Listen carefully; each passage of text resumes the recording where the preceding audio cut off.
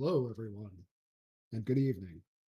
Welcome back to another exciting episode of The Horrors of Rockwell County, where we had last left our mighty heroes. They were knee deep in battle as blades clashed in the enclosed meeting area of the Shekels Keep Paladins. It seemed that our heroes' strength that they had gained throughout the journey, in combination with Faust's blessings, gave them the edge they needed. And when faced with the remaining guild of Oathbreakers, many were quick to fall. And though the enemy is strong and grip upon the their grip upon the land slowly slipping away, desperation begins to set in. But the Arch Paladin, drunk on the power granted to him by the god of feast and famine, has seen fit to select one among the heroes to fight in a duel, to act as a demonstration of his newfound power. He hopes to bring our wonderful monster hunters to their knees, believing that by cutting down their orc companion, they may lose the will to fight. But having been exposed to the disgusting images and smells and sounds of this dreaded creature, none have turned away from the fight. And even should one of them fall, it is doubtful that they would do so now. But the wheel of fate turns. Will our heroes be triumphant? Or will this dreaded duel against the Arch Paladin spell doom for our heroes? Let's find out.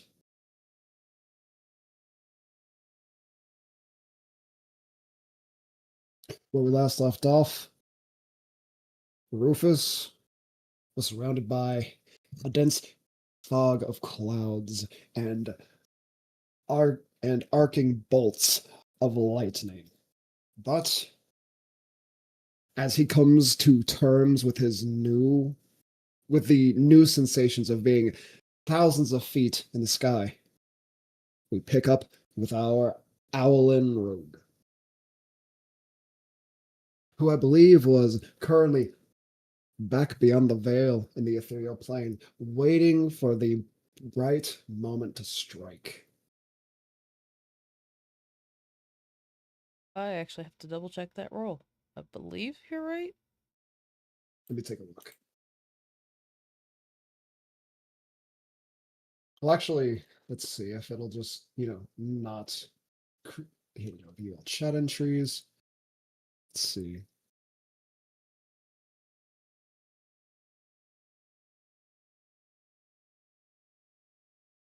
Let's see. So I see that insane double crit from last session. Let's see. Still got that screenshot. My God. Let's Oh see. yeah. So you did roll a fuck huge stealth. Okay, yeah, that's right. You said if it was 30 and above. Yep. I slipped That was up. what I ended up. Yeah. Because I mean, at this point, just rolling dirty 30s is just your shtick at this point. I mean, it's like reliable talent, that ginormous passive. Oh my goodness. What would make you? All right. So let's see. Cam's going to pop out of the ethereal and help Blackthorn. Oh, right. With a Uh, hiss of air. Cam returns to the material.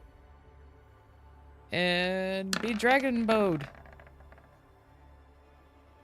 The 31 will be enough to hit. You manage to... Oh my goodness! Oh my goodness! Okay, so we got a total of 42 damage off of your piercing and your lightning, and then another 42 off of your sneak for a total of 84. My goodness! Well, last week they were rolling 30. This week we're rolling 40. Oh man! No, technically last week I was rolling hundreds. That's All true right. with those effing crits. But with that 84 damage, your arrow narrowly skims over the top of the great shield draped over Marwin's back and manages to penetrate his shoulder. Let's go ahead and lower that HP. Gotcha. Now I do has a question. Yes. If I used both bonus actions that Cam has access to, could I consume a potion of speed? Because I just now remembered that plan. Or do I have to wait till next turn? Well, I'll allow it. Okay. Then yeah, he quickly downs that potion of speed. Which then does give him that secondary action. Yep. You gotta pop a second shot into his backside. Yep. Though this time we'll be at normal. But because Blackthorn's right there, I still get to do sneak. Fuck yeah. Indeed. And you crit! Okay.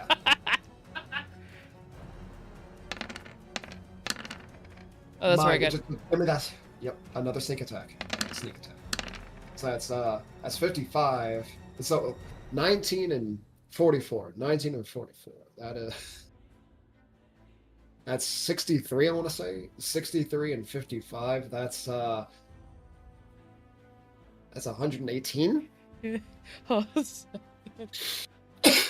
Okay, I'm grabbing the calculator now because I'm not trying to do this shit in my head. Fuck that. Okay. You know what? Blackthorn. I want you to roll me an acrobatics. Roll me an acrobatics. You were correct, 118. Oh shit, alright. My brain isn't completely mushed yet, you guys. Haha. So okay, so that 18 is I was about to say I'll accept the 18. So Cam, when your arrow again penetrates the flesh of Marwin, he leans forward, his consciousness fading fast. Blackthorn, as you watch him lean towards you, you just tuck your left fist in, you bend your knees, and with all of the might available to those dwarven legs of yours, you launch yourself off the ground, your fist connecting with Marwin's jaw, launching him up into the air and slamming him onto his back. All right. Is there anything else you wish to do, Cam? Yeah, I'm going to use the new bonus action that he has and stealth. You know what? Roll me them stealths.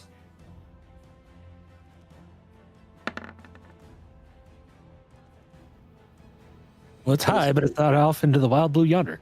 Nope. Well, let's see if his blink does. Oh, did you add the 3d6 from Faust? No. Yeah, that's in the 6. Oh, I thought the 66 in the lightning was a part of the Faust thing. Oh, that's right. Yeah. I was supposed to say that's in the bow. That's a part of the bow. Yeah. But But roll that d20. Unfortunately, you do not go into the ethereal plane, but with a 27 stealth, the remaining fighters inside of Shackle's Keep will not be able to see you as you slip behind another banner hanging on the wall. Fuck yeah. Poof. Blackthorn, you're up. Your fist is stinging from that uppercut, but your opponent is now unconscious. A few arrows sticking out from well-placed shots from your friend Cam. You see that Timmy is busy locked in combat with the glaive-wielding Oathbreaker. The two seem to be unable to gain any ground on the other, and they are just essentially banging their weapons together, trying to break through each other's defenses. It's like watching an awkward dance. Yeah. So Meanwhile, he's unconscious, right? roll me an insight.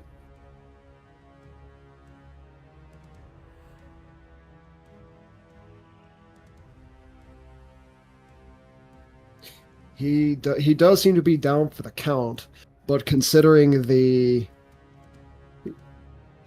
freaky magics you've already witnessed, you're certain that it's only a matter of time before he stands back up again.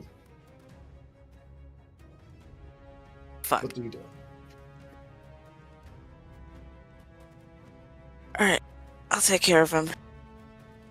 You got a double tap? Yes. All right. Second. Okay. Give me them attacks. At advantage because he is prone. Okay.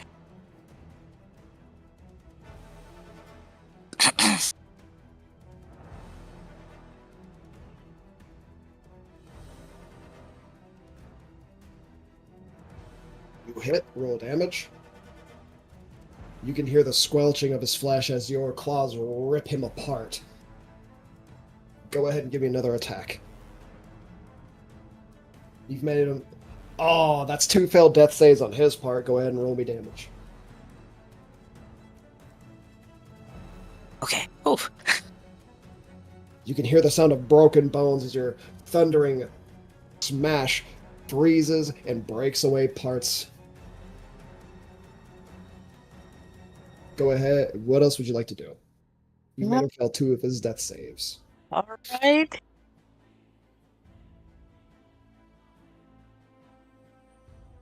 Alright, I'm gonna use Fury of Blows.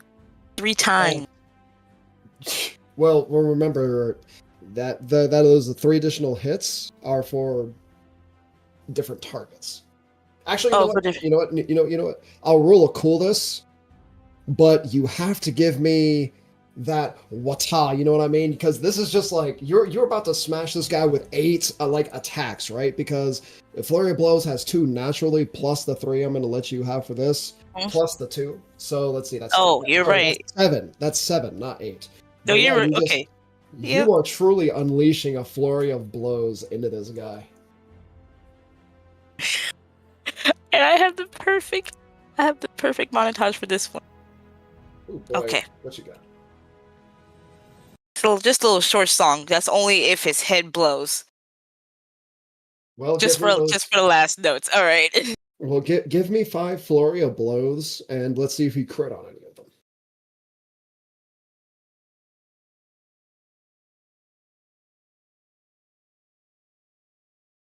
Oh, first one's an 18. Ooh, Who? 3 more.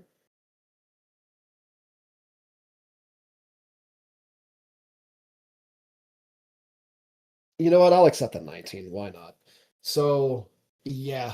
You will essentially be performing alchemy. You'll be turning this person into a man covered in plate mail to basically a baked potato with how soft you're about to pound his flesh. Go ahead. So, what's that song you got for us? Just part of the song from last week. My piggly girls and me might even gain a pound or 2. Woo! Pops. I'm guessing as you're carrying the note, your fists are just fucking picking up its speed. Yes. It just to the rest of you, it just sounds like 2 jackhammers are just drilling away into concrete. As this dwarf begins to sing. And soon there is little to recognize of what was Marwyn. He's gone. All the Yes. way up in the clouds. Yay! All the way up in the clouds. Rufus smile. Rufus hears the beating down below. From so high up. Oh, so high up. God damn, I think that'd make y'all go deaf. Like she just looks up at the air even though she can't see it. As was for you, Rufus.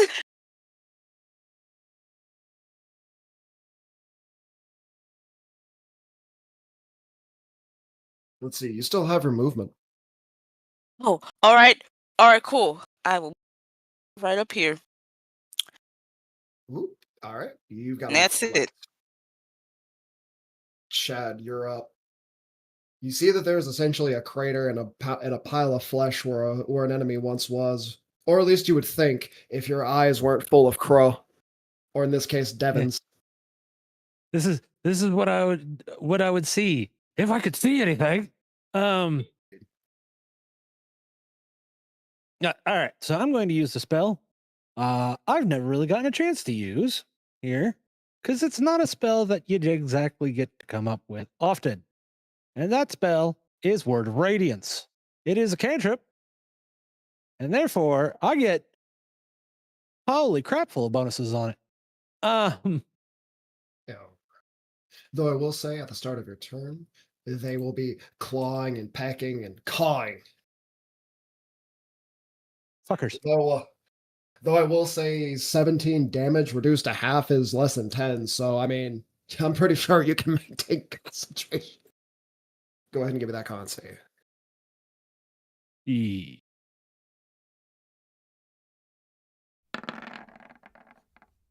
Yeah. Yep. Please continue. So let's see. Where is my Word of Radiance? So yeah, it is a so it's a DC 18 Constitution save for it. And technically, okay, so here's the interesting part about this particular, right? Is with the wording on here, the burning radiance rub. Each creature of your choice that you can see within range, which is 5 feet around my happy butt, yes, needs to make a Constitution saving throw or take 14 points of radiant damage plus, and I'll get into the pluses here in a minute, because that's a list on here. Does that count for each of the bird devons, or is all of the bird devons take the all as one? That's the question of the order.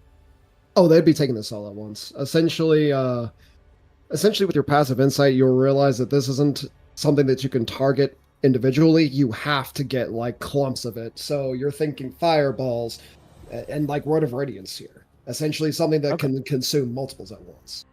But yeah, basically this damages the entire swarm. Okay.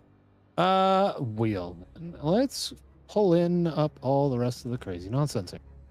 Well, yeah, he's failed.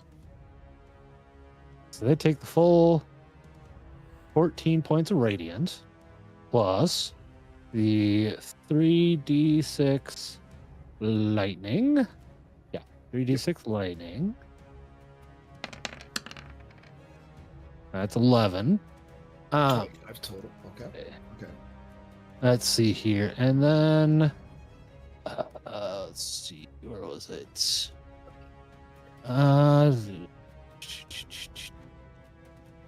Divine Order. Is it Spark? No, not Divine Spark. Blessed Strikes. Here we are. So we add another D8 of Radiance. Give it to me. Which I rolled a 1. Fuck.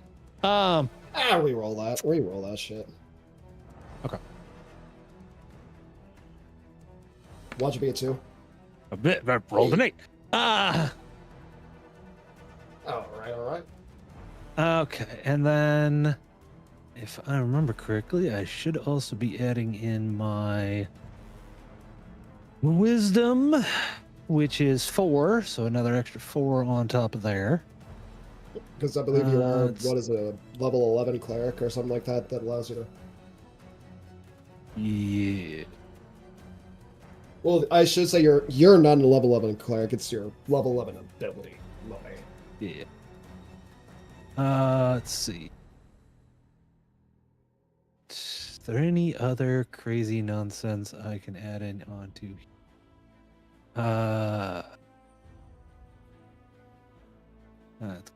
That's ability.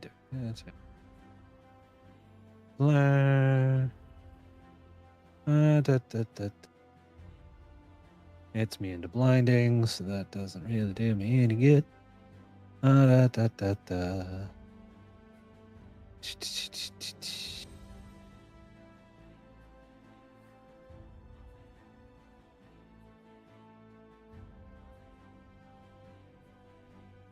Okay, so let's see here. Let's add all that up together. So we got 14 plus 11's 25 plus 8 is 33 plus 4 is 37 points of radiant damage.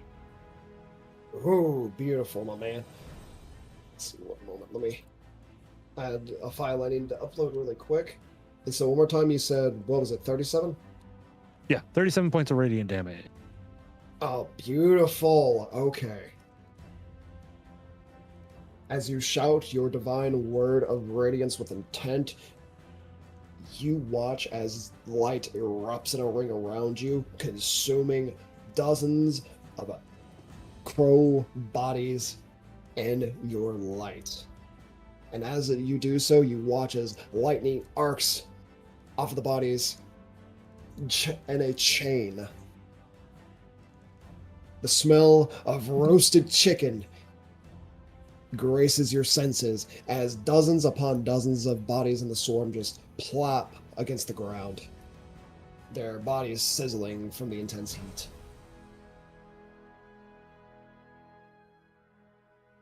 Man's turned himself into a microwave.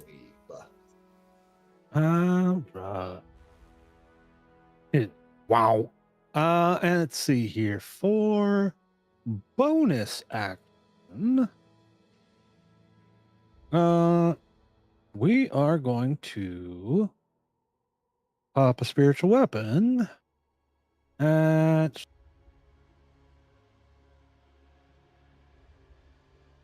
let's see. We're gonna pop that at we'll pop that at 4th level. We'll get that additional D8 on there on the board in the midst of the swarm. Pop the spiritual weapon. And then I'm gonna smack him with a spiritual weapon. Is your spiritual weapon able to essentially attack with an AoE? Oh wait, hold on. I'm sorry. I'm not looking at the right board. Which character are you swinging on?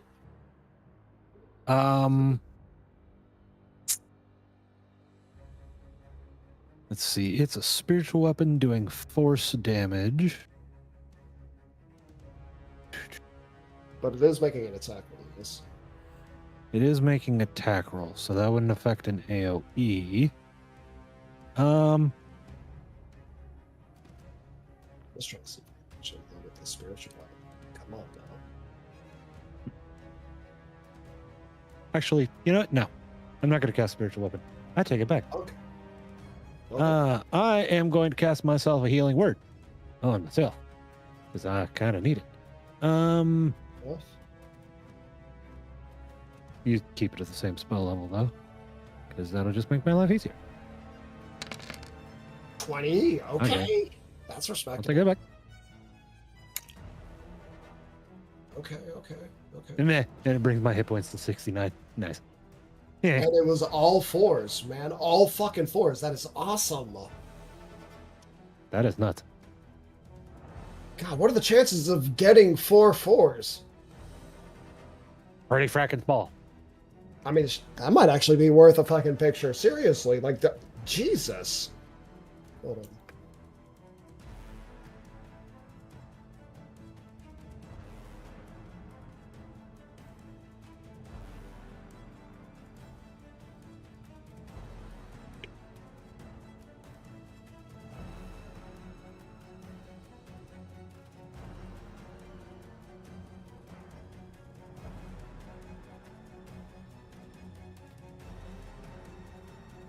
Either way, as that is calculated, is there anything else you wish to do there, Chad?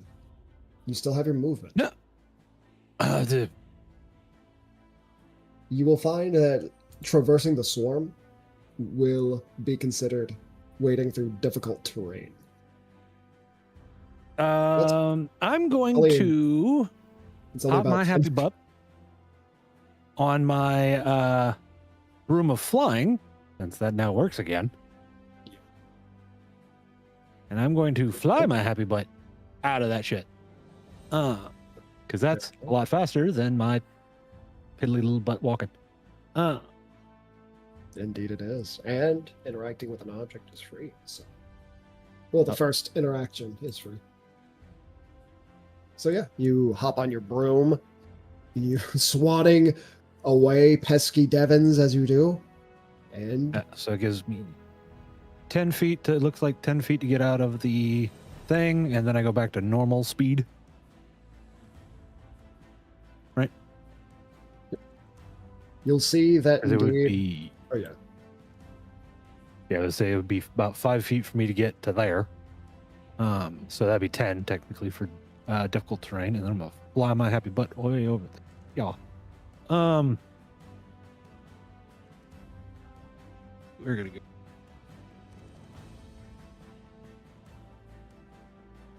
I don't want to fly over to him. Well, no, he's just got a big old shield, doesn't he?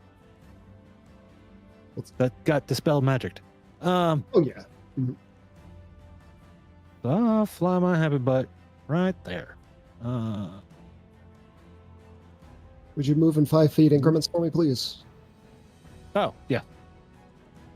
I just want to see the flag. Okay. Yeah, so doop, doop. Yeah, and I gotta count.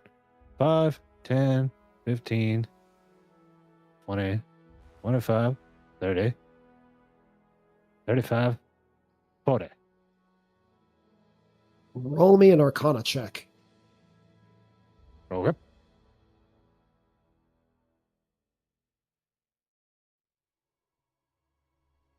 I don't do this one very well, but 11. You can detect the presence of magic somewhere near that font of flowing water. Oh, interesting. It's just the presence of weave, not the school of magic or what the source is exactly. Is there anything else you wish to do? Well, actually, I think that was everything you could do. Yeah, that is my whole Kit Kat and Woo.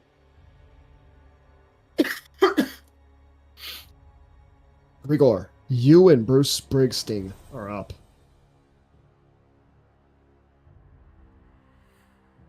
With Blackthorn making short work of the unconscious Marwyn, 2 paladins remain. Not including Devon. Not including Devon, of course.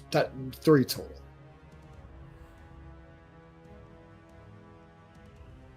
Yes. I don't believe I can hear you if you're. Oh, you're muted. Okay, you're muted. Oh, yeah, it might help if I unmute myself. What's the green ring around him again? I can't remember. That would be Hex. Okay, I thought so. With that being said, Eldritch Blasters are coming. All right, give me them 3 blasts. You see that Darwin is enraged at the sight of his brother being mangled. He swears revenge, saying that he will paint the interiors of Shackle's Keep with a new coat. Your blood. I'm gonna Oh, go I didn't mean to hit that 4 times. I got you. God damn, though, you hit with every shot. But as Roll he's whining, he just gets hit, and I cut him off. Got pow, pow, pow. Of course, it doesn't add your +6. Wait, I think did I?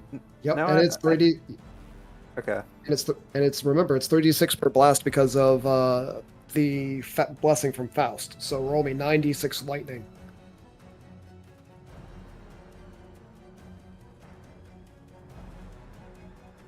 Okay, so that's 8, 13, 8. So that's 8. So yeah, that's 8 and 8 is 16. 16 and 13, that's 29. 29 and 33.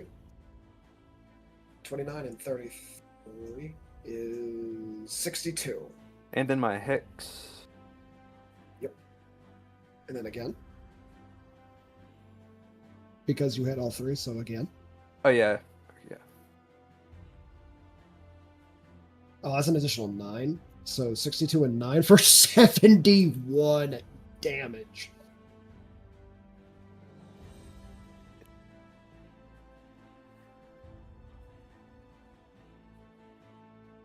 Rufus, sorry, Grigor, you're essentially after the first shot, he brings up his shield, his D-powered shield, in an attempt to stop your other Eldritch blasts. But without the magical enhancement, you easily burn through his great shield and strike true.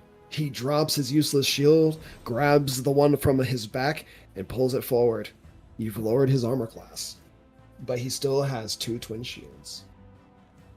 Nope. And I think Bruce wants a try also. Go for it. Okay, so first is. I guess you'd be flying in to melee range. So where would you like to have him position? Let's just get right on the guy. Okay. So Well, go ahead and move him up. yeah, I forgot to do that. Okay. All right. And go ahead and roll Sting again because now you're flanking. Choose the higher of the 2.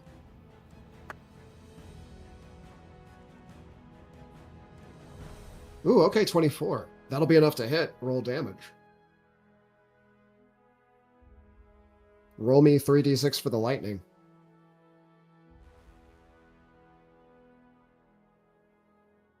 All right, so that's 17 damage. Let me go ahead and then he's got to make a con save.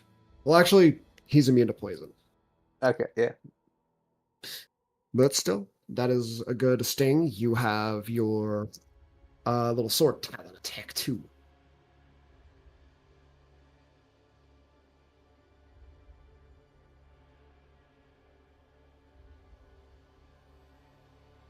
And another 3d6.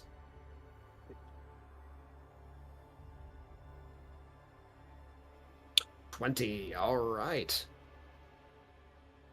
Even Bruce is getting in on the action, striking out with his natural weapons. That is, I'm assuming, the end of your turn. Yep. We are now onto the swarm of Devons.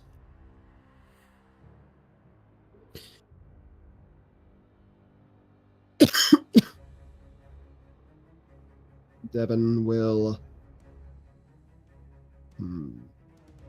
Where will he go? He will move in on you, Evo, Grigor, and Bruce. Upon entering the swarm, you are consumed by black feathers and gnashing beaks and rending talons. You both take 5 piercing and 5 acid for a total of 10 damage.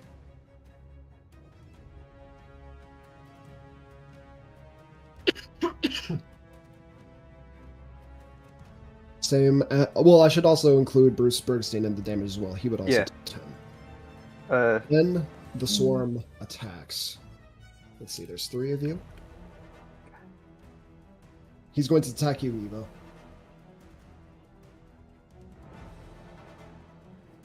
Oh no.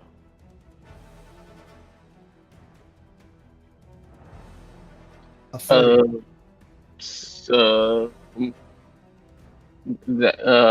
Silvery barb. Can I do that on myself?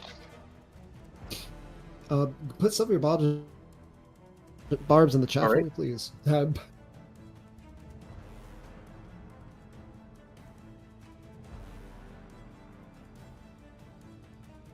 Gotcha. All right, so we must re-roll the d20 and use the lower roll.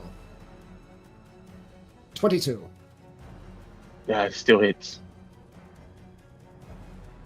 You take 17 piercing and 7 acid.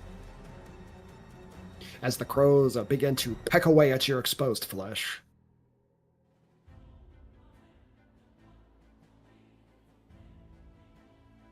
That is the end. I'm just screaming. Ah. Devin will turn towards Bruce, and they will swarm the Hellfire Wasp. Oh, by the way, who are you going to give advantage to from that silvery barbs? I am throwing it at. Let's see. Ooh, Hmm. 18. An 18. I was about to say an 18 will not be enough to hit Bruce. Devin misses. If a wasp could taunt, that's what he'd be doing. But yes, I didn't mean to interrupt you, Sky. Who would you give? Oh, no. silvery barbs? Blackthorn. Ooh, okay, Evo. Speaking of which, you're up. All right. I cannot see in this swarm. I believe, correct? Yep, you are. It is heavily obscured. Okay. All right. So that won't work. That plan is shot. Let's see.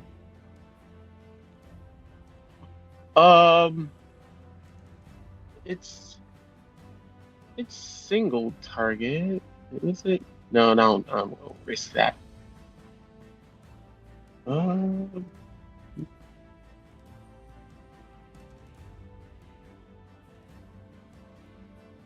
Let me do this calculation. This 30 feet. Is it okay to ask Grigor, how hurt is he right now? Gregor, are you okay? Screams Evo as he's getting ripped apart by the fucking swarm. Because at the start of your turn, rip and tear. You take 7 piercing and 8 acid for 15 total. I am down. Oh, then I guess I shouldn't. I guess I don't even have to say. I just say, are you okay? Are you okay? No response from Evo there, Grigor.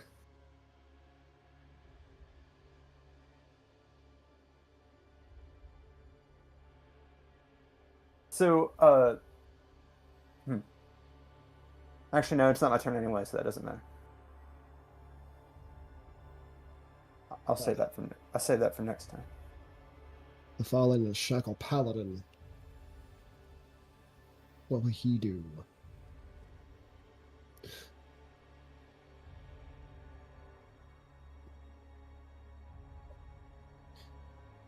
Fallen Shackle Paladin will cast darkness upon themselves. Blackthorn and Timmy, their vision is consumed by darkness.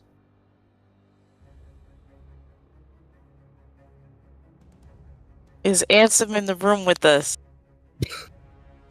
That actually reminds me. Let me see. I'm going to take a look at Timmy's sheet to see if he is capable of seeing in magical darkness. Okay, so looking at his tools and his equipment, I don't see anything in regards to having like.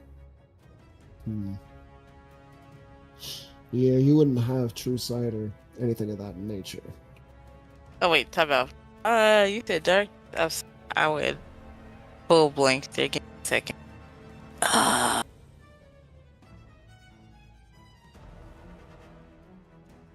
You would be able to see in normal dark vision, but magical dark vision would not. Okay. Essentially, magical dark vision still blocks you.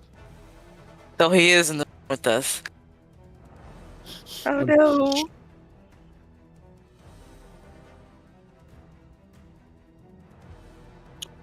Okay, that is. Why is that so big? Yep. That is. I'm about to say. Yeah, that is. That's what she said. Yeah. No. I knew someone was gonna say it. I just wasn't sure when it was gonna happen. Also, I guess I get to do this instead of dark vision. I have Dana's visor. I can see in magical darkness. There you go.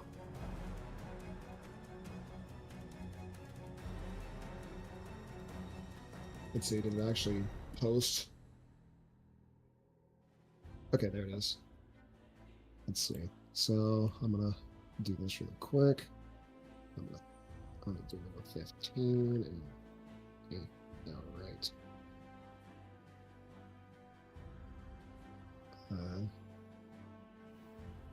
Let's center it on the paladin. Bam! There we go. I'm actually gonna put this change layer foreground. There we go. Yep. Your vision is swallowed by blackness. Obsidian would be jealous of the shades you can't see. Oh, as if I couldn't already. Perception checks. Yeah. I say checks, but check. Timmy will also make a perception check.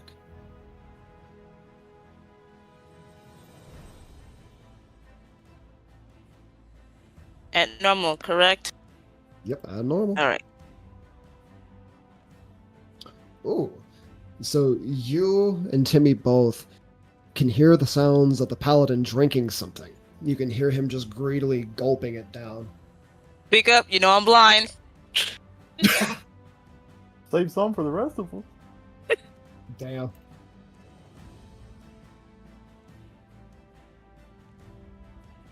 Wait, you said gulping? Like they're drinking something? Yep, they're drinking something. Can I get a share? I will say though, this does. I'm about to say, surprisingly enough, though. I'm about to say this would end up. Actually, wait a minute. Wait a minute. What's? Could you please post your light spell back in the chat for me there, House? I want to see if the level of the spell does anything to like lower level like shadow or darkness spells, right? Oh, that's a good point. Yeah, because I need to make sure because some of those spells disperse magical darkness. This is an 8th level holy light spell. Oh, wait a minute. The blind effect affects fiends and undead? Yeah. Okay. I should have reread that spell. Well, it wouldn't have made much of a difference. Only one other one wouldn't have been blinded, but they're already dead, and it's just it really doesn't matter at this point. I should also point out that my Hell Wasp is technically a fiend, so I'm not sure if that would make him blind or not. I mean, Oh, if shit. your fiend attempted to hit one of our people on there, but your fiend is also one of our people who's Oh, okay. affected by the thingy. Never mind. So, so in this case, your Hell Wasp is being protected by radiant light. Probably, He is probably- so confused right now. it's shivering from the irony, He usually does not like this stuff, man. but it's protecting him today. Though with the presence of the darkness spell, that will essentially mitigate the disadvantage, allowing him to swing at normal. He is going to take that maul. He is going to two-hand it, and utilizing great weapon fighting, he is going to attempt to attack you there, Blackthorn. 23. Okay.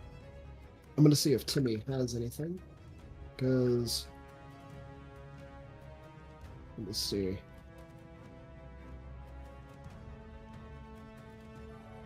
Attacks and then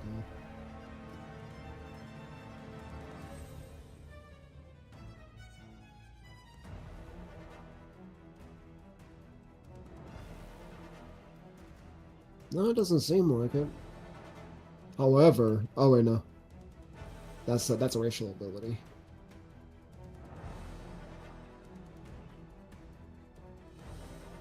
All right, there's nothing you can do. Blackthorn, you take 26 bludgeoning and 7 necrotic.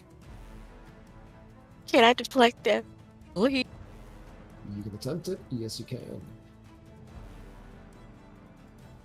Go ahead and roll me that 1d10. Add your dexterity modifier and your monk level.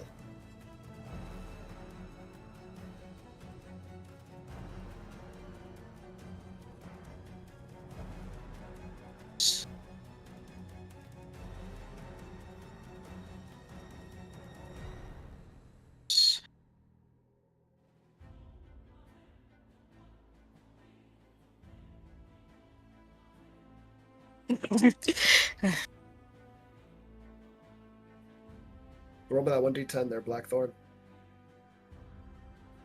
Oh shit! I didn't mean Ooh. to say actually 29. For real. Oh my god! You My could God. damn. It knows my birthday. Blackthorn, though you can't see, you can remember all the ass whippings your parents gave you when you acted out as a child. Oh You wow. shut your eyes, you find that scared child who learned to dodge the belt Yeah, and the I know where it chancla. is. Bro, memorize You, the essentially bring out your hand before the paladin can even complete a full swing and completely shut down his momentum. How? The paladin says in disbelief. I'm not sure, but I know trauma when I smell when I smell it. He says, must have been a fluke. It will attempt to say, oh! You just weave! You move around the second mall. Ooh, That look is. at that. Oh wow. What are you?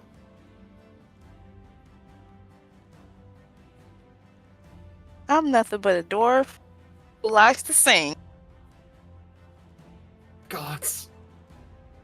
Timmy is up.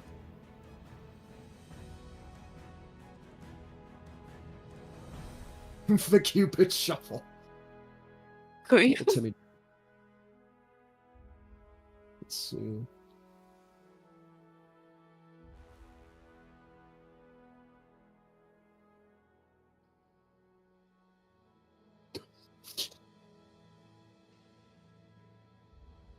Because you were flanking, the darkness is negated. So he'll be swinging these at normal. He is, and when I say swinging these, I mean he about to take his thunder gauntlets. He about to punch a motherfucker in the mouth. 23 will be enough to hit. 36 thunder. And for an additional 16 lightning for 29 damage.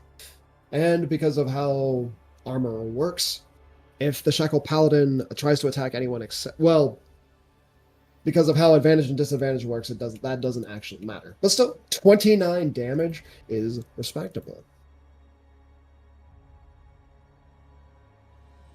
Timmy will then attack again.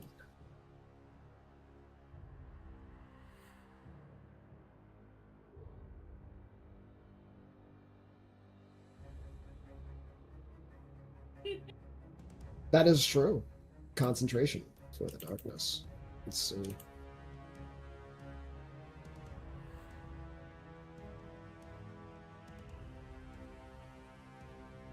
That he would maintain it. It's meter beat. Shit. The 20, unfortunately, will not be enough to hit. Let's see, what does Timmy have for bonus actions? What does Timmy have for bonus actions?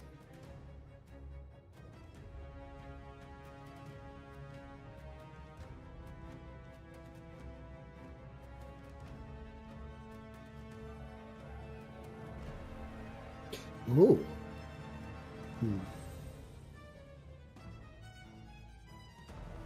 Let's see. That's a 7.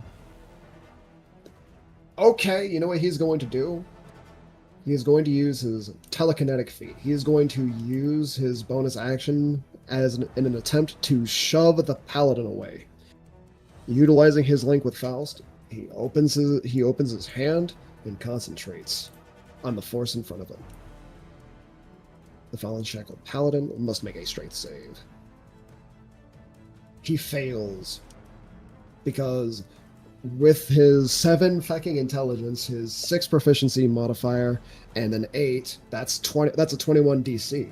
So let's see, how far does it shove him back?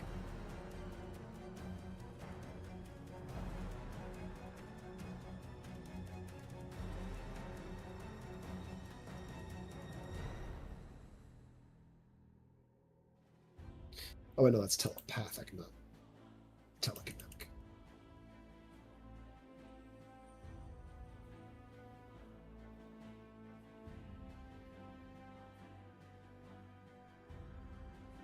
So he's essentially shoved back 5 feet. Which means the darkness gets shoved back with him. Though you two are still within his range and within the darkness. But Timmy has given you guys a little breathing room. And that will be the end of his turn. Darwin is up. With Evo falling to the ground, Darwin will turn his attention to you there, Grigor, as you are one of the ones who has essentially assaulted him with deadly eldritch rays. He does not get his shield charge back. He attempts to attack you, Grigor. Even at disadvantage, a 30. You take... Since the shields are deactivated, you don't take the necrotic, but you do take the 20 bludgeoning. Alright. He will then attack a second time. 24. 24 damage? 24 to hit. Oh. Oh yeah, he hits. 14 bludgeoning. How much was the first? 20? 20 flat. Okay, 20 and then 14. 34 total. I'm hurting, boss.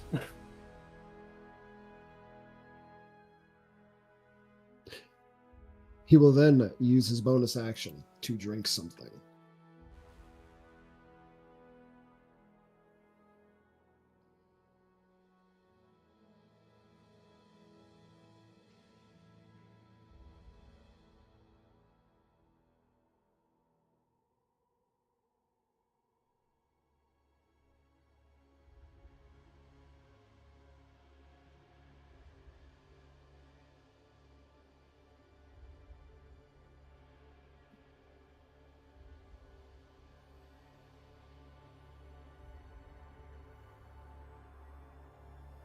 He watches some of his wounds begin to close.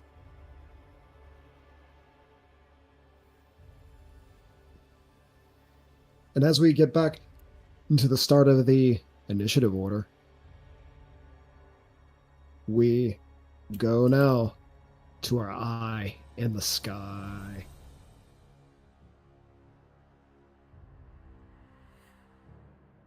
Rufus. Within the veil of darkness, the rain is deafening. The lightning sprays across the sky in random patterns that give light that reveals nothing. You're soaked to the bone, but the sheer heat emanating from your form is causing the wetness to dry quickly, causing steam to rise from you. Eventually, the heat is enough to drive off the chill. You know you're not alone up here, and there is a duty that must be done. Carry out your turn as normal. What do you do? So, Rufus is going to do as the hunter does and hunts. Remember to take a look at that particular paper. Because there is a certain something that occurs at the start of your turn that you brought up that you said you forgot. And we're going to take a... 12. Indeed. I made a slight adjustment. You restore 32 hit points. And I will be right back. Give me a minute or two, everyone.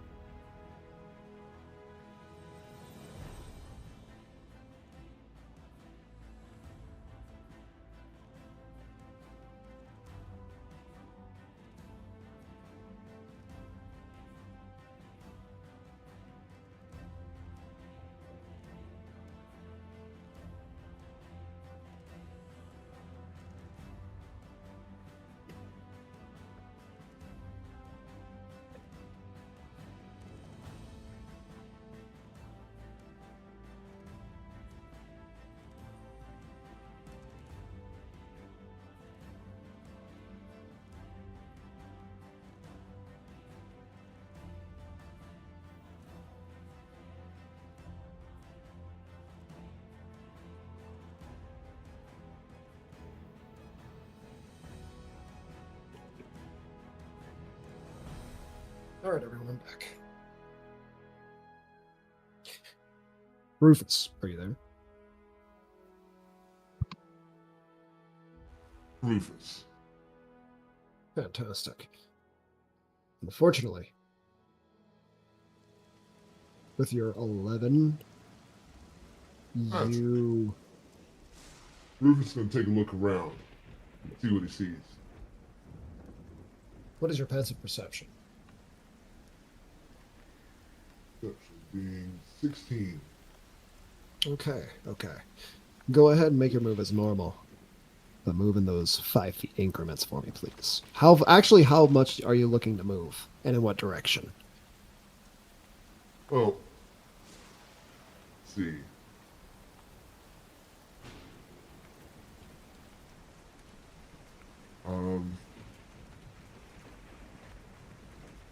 So Rufus is going to come around the outside, around the outside. 11. Oh, finally, it's done interpreting the calculation. So, Chad, your 4 4s. It's a 102, 1 in 256, or 0.39% chance. Oh, yeah. It's not even a half percentage chance. So yeah, that is worthy of a photo.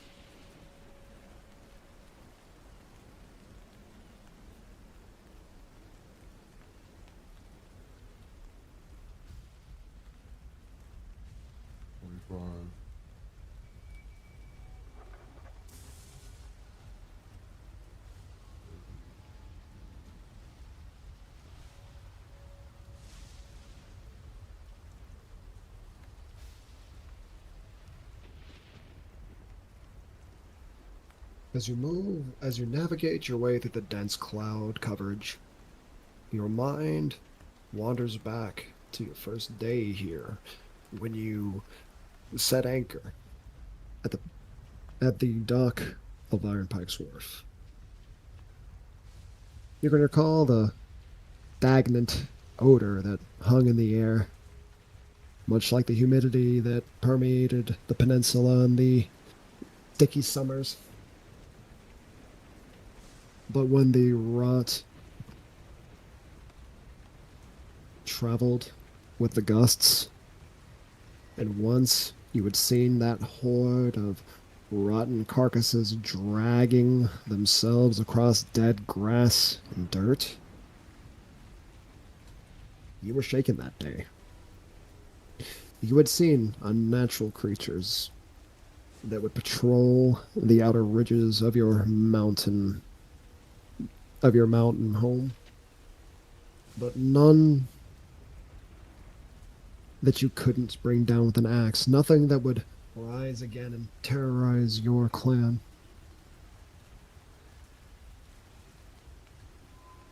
This unholy abomination must be put down. Please continue. Where else would you like to move there, Rufus?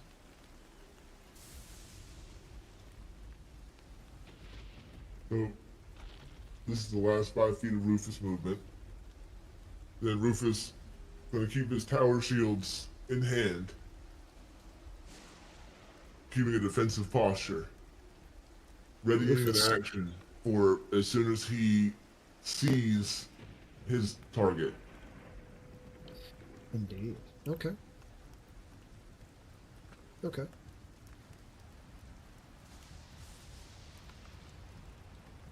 That'll be end of Rufus' turn for now. Yeah, all right. It's just one thing I'm checking here really quick. Rufus.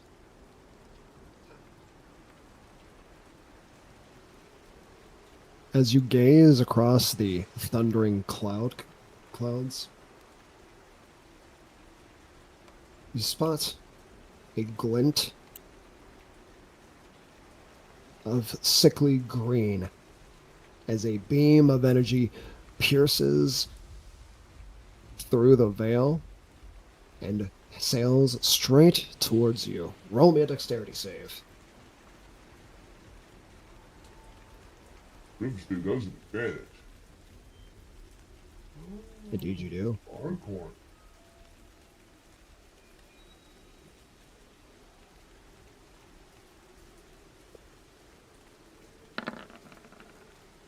Apparently Rufus can't save his life. Oh, shit.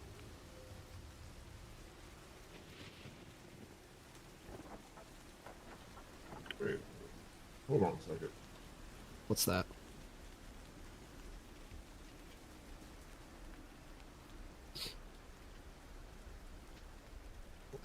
Haven't you used that already?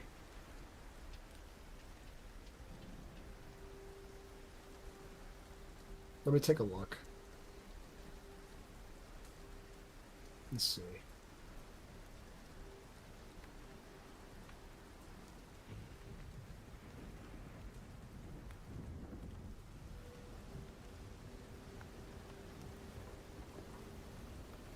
Oh, yes. Yes, I have used it this particular range. Okay, never mind. My apologies. Alright, no worries. Let's see. You take 25 necrotic damage as the bolt sails through the sky and crashes against your chest. You careen several feet down, but quickly right yourself again. Actually, that just click off Rufus' shield. Rufus still has 25 temporary HP. Oh yeah, okay. That works. The beam sinks into your shields, and the lightning gathers across the front and essentially absorbs the impact and effects. Which now- will... Yes. Can Rufus see where that came from? Roll me a perception check at advantage. The direction. There you go. Perception check at advantage.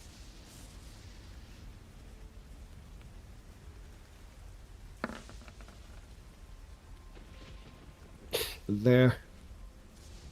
About a hunt. So now, this is where Rufus's little trap comes into effect. Because Rufus has 50 feet base. Rufus is still under effect of haste. Indeed. And Rufus also have multiple actions in which to dash with. So... Yep, you do have 2 actions. You and are I already 150. have 2 attacks, so yeah. So... it gives me 150 feet to get there, so that is remainder of movement and 1 dash action. Alright. But, Rufus, I will ask that you move in your 5 feet increments again. I'm also going to leave a lingering line so that you just you know, you still have like your distance out there, and so you don't exactly like lose your point, you know what I mean? So just go ahead and follow along that line, or however you wish to move. Will you be moving straight towards your target?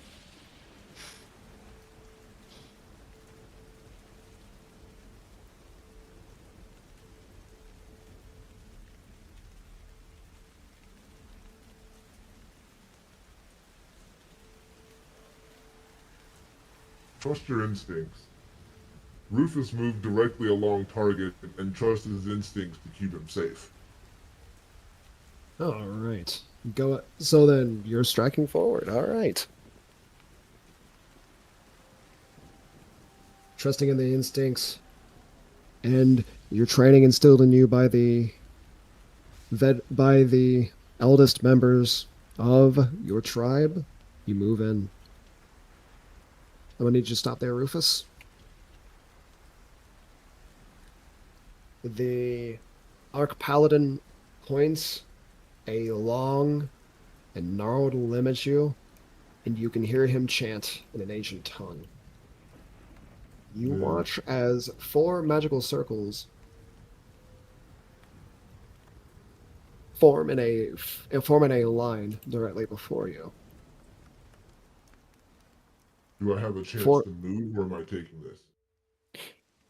roll me a dexterity save, as 4 projectiles are wildly launched from the magical circles and towards you. 20. Using your aerial maneuverability, you are able to wave and zip around the randomly arcing missiles, and they sail uselessly past you. Please continue moving forward.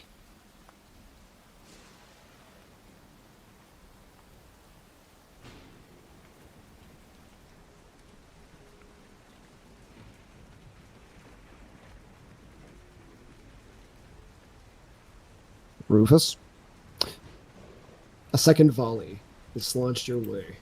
Roll me another dexterity save at advantage.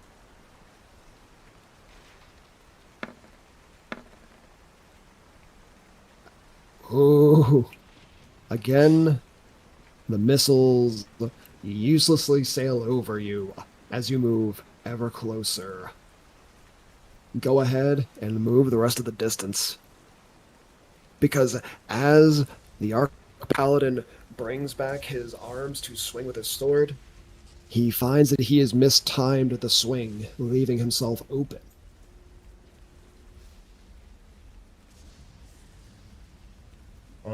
So what is shield charge distance right now for Rufus? I believe it matches your movement, yes? Go ahead and put it in chat. Does So how much movement do you have remaining?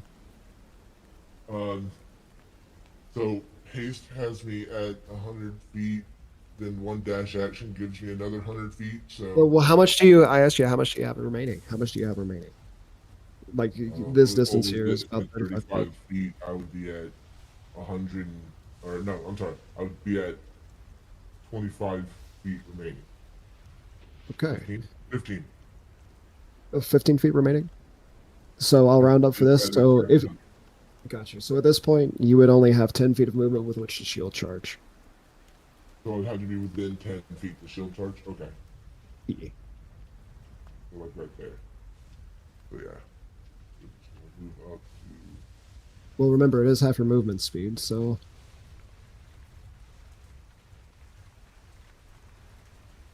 When you're within 10 feet, it would be 5 feet, you know what I mean? Oh, okay. Half the movement speed. So I can get here shield charge? Yeah. That would be enough. Okay. I'm about to say, even 5 feet forward, he would still essentially be within the line. I would say, just simply for, because he's adjacent and because of his size. So go on ahead and move on up.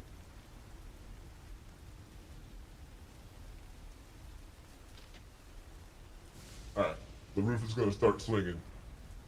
All right.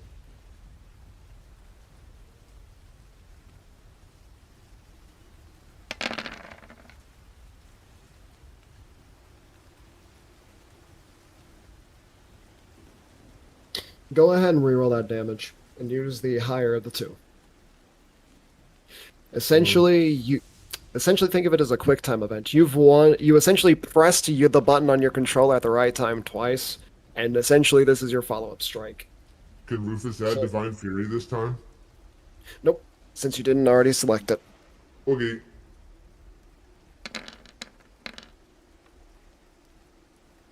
Hey, all right. So 32 and 14. That is 46 damage.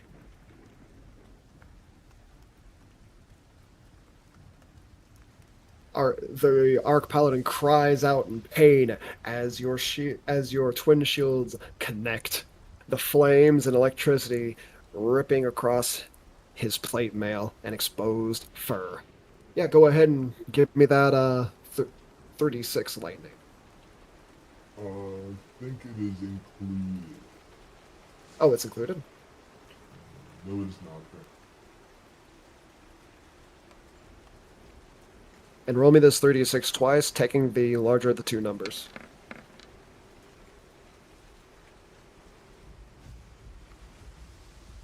An additional 13 lightning damage. So let's see. 46 and 13. That is 59 damage. Then Rufus get another attack because haste. Yep.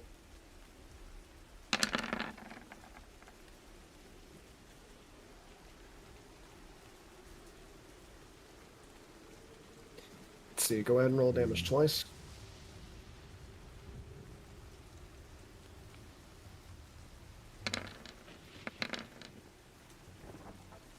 All right. Hey, 1 point of damage is still 1 point of damage, so that's 50 damage total.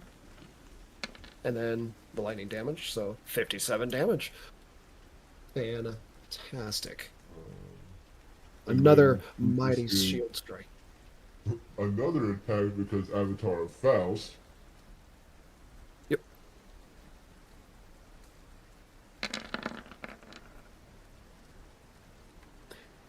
Very nice. Go ahead and roll it twice.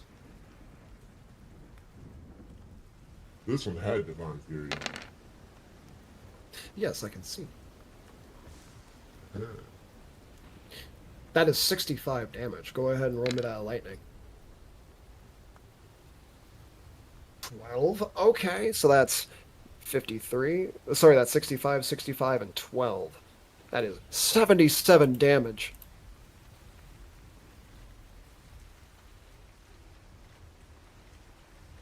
You are in a tangled mass of metal and limbs as you two claw and bite and strike at each other. You are descending rapidly, the wind whipping around you, silencing all but the thunder and rain. Cam, we move back to you.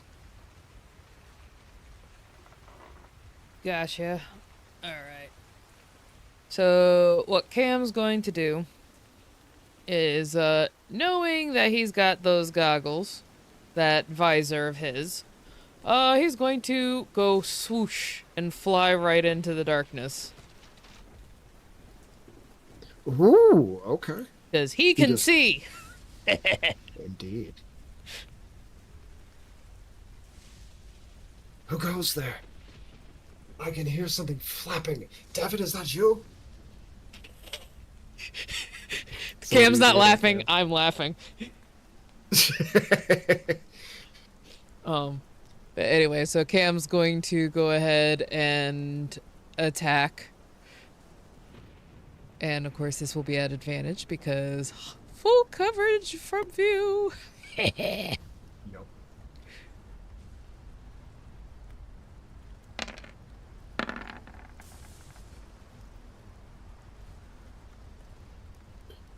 A 20 will not be enough to hit. Oh, good thing he has a second attack. Indeed he does. Oh, I forgot to ask, would that still be at advantage since he's still technically hidden? Yep. 32. That hits. Roll damage. Then give me that sneak. 35 and 27. That is 62 damage. Wonderful. Alright, and then he goes full on freaking stealth to hide within the darkness, because silent feathers, baby. Oh, I meant that to be at normal. My bad. No worries. I still love the fact that Nat 1 is a 27. What the hell? God damn. I mean, basically, most mortal creature. Oh, He gone. He not faded. again. He's back in the ethereal. Back in the ethereal. You know how they, you know what that, you know that saying, you know how you abyss, it stares right back at you. In this case, yes.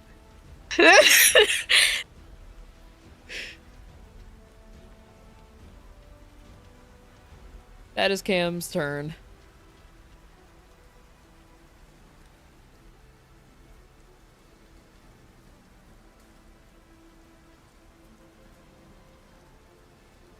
All right.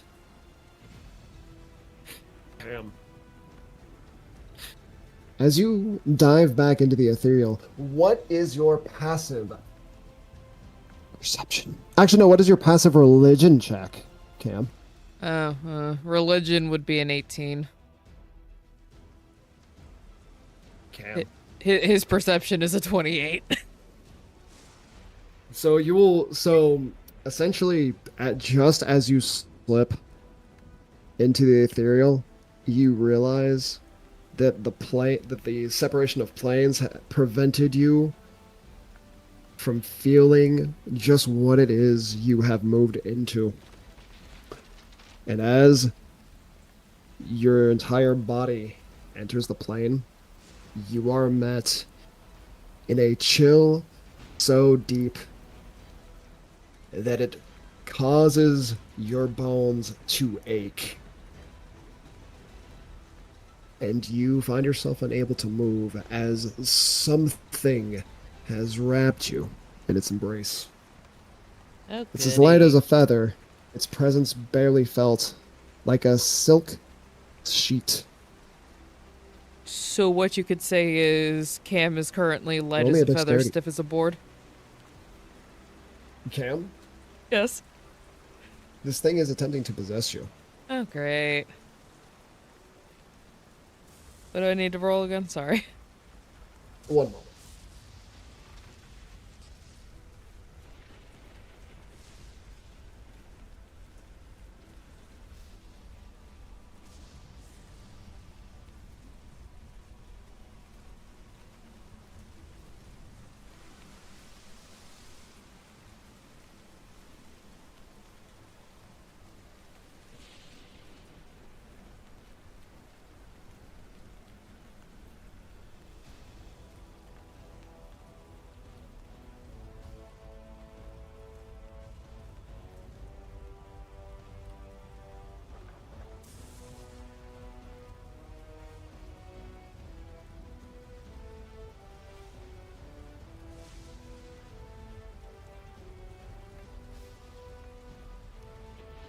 Let it load.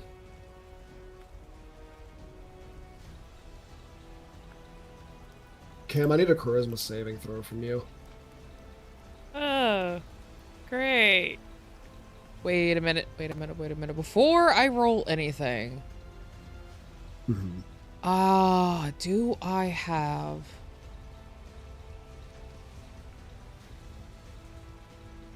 Oh, no, that's wisdom saving throws. Damn it.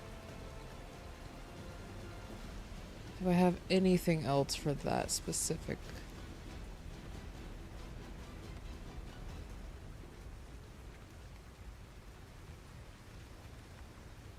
Nope. Okay. I wasn't wrong that I had a proficiency for saving throws, but that was for wisdom, not charisma.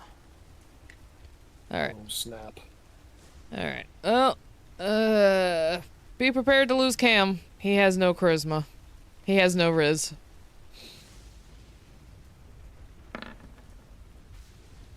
Cam. Yep. The presence of death from creatures so steeped in corruption has drawn the presence of a creature from the ethereal plane so dreaded that all within its presence flee at the mere feeling. It was not possible for you to have known, as your inability to be able to sense the presence of creatures on an adjacent plane. Well, sorry, let me rephrase it. Because you're unable to sense, creatures on an adjacent plane, you wouldn't essentially... the fire elemental would be, in a similar, in a relative position to you, but on the plane of fire, right? But you wouldn't be able to actually feel the heat of its flames. You see what I'm saying? Yeah, no, that... And so... I got it. You're good. But yes. Cam?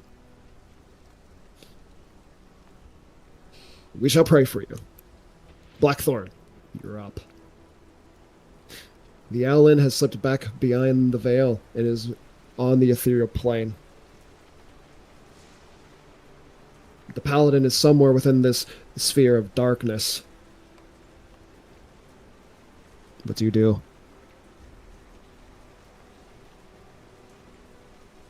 Okay.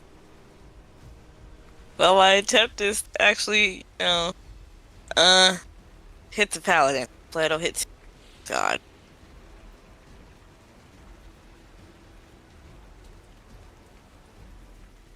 Are you gonna move in and smash him in the face? If I can. In the dark, yes. If I can Roll me a move it. roll me a perception check.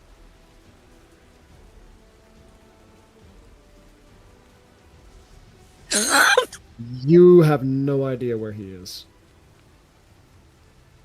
I might hit Tippy in the face. Oh, gosh. This must be funny as hell. So yeah, But you do Go ahead. know that you. I was gonna say, though darkness doesn't impede your movement, you could simply walk out of the darkness. I was gonna get him. All right.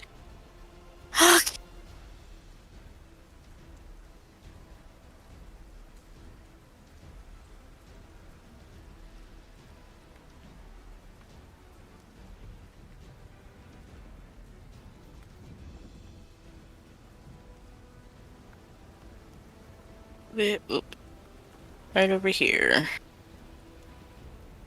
Is anyone gonna try to hit me? Because I know I could have had an opportunity attack somewhere. You'd be correct. Uh-huh. Actually, wait a minute. You moved. Wait, so that's 10 feet. So you're still within it. You're technically within. Wait a minute. I didn't read the feat. I'm dumb. Because the way the feat works, so long as you move 5 feet within his reach, he is going to attempt to strike out at you, Blackthorn. And he misses! So yeah, he missed that swing. You just weave again. Whew. You're free. I can leave! Yay! Hold on. Because you're a monk, you have a lot of movement. Right. Well, since that was the fail, since that was a little sneaky, I'll just help Marwin. I don't know who's who anymore. And I mean, let's see, that was about 30 feet of movement. You are a monk. Yeah, you would have enough. You'd have enough movement speed to get up there on old Darwin. You see, the Evo is unconscious upon the throne, No! and Grigor is looking badly injured. All right, perfect. What are you gonna do? Smack Yes, this? me there, friend. You dare kill my brother? You'll pay. Don't worry, Ah, don't worry, Shut up, man. don't worry. I'll be sure that you'll meet him real soon. Gregor, it's all right. All right, Gregor, Thousand make sure we vessels do we it. have. You remember your flanking roll at advantage. Right. I should also warn you, you are within the swarm of Devons. Hey, also, he's blind, so you roll an advantage anyway. Okay. Huh? You do hit, but as you step into the swarm of Devons, you can feel the countless crows beginning to claw and peck at you, dealing 5 piercing and 11 acid. What? Oh yeah, that is Fiddlesticks. true, and the barbs. Can't forget the barbs. Mm. But still, you managed to strike out at Devon. Sorry, not Devon, but Darwin. Too many D's. Roll damage. Okay. Ooh, now roll me that 3d6.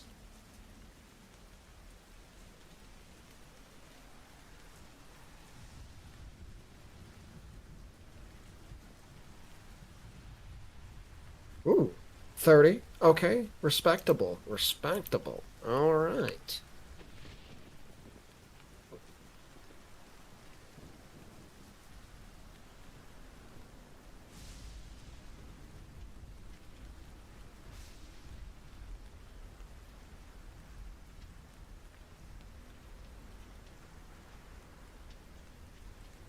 Give me that second attack.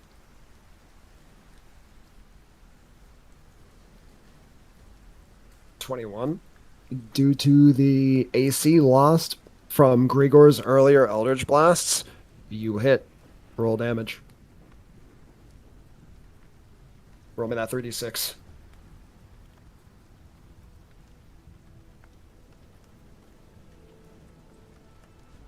Three nines for 27. All right. You have your bonus action now. What would you like to do? You just bap, bap, bap, bap. Oh, okay. All right. Perfect. Just like his brother. Oh shit. Oh shit, shit, shit. He fails. He's Fail. stunned. Haha! Yeah. You gonna meet your brother real soon now. Go up. I'm guessing you're gonna flurry your blows.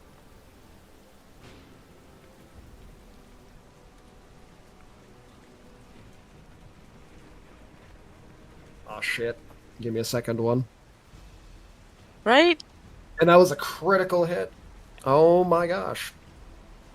Another one? So, you know what? Since you killed him with a critical strike, I'll allow the other three.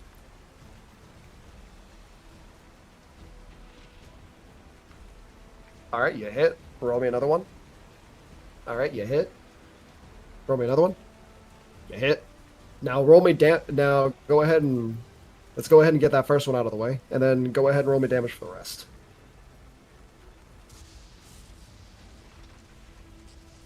Oh, okay. Damage for the first one. First one, right? Yep, damage for the first one. Alright, damage for the second. I must say that was a misclick on my part.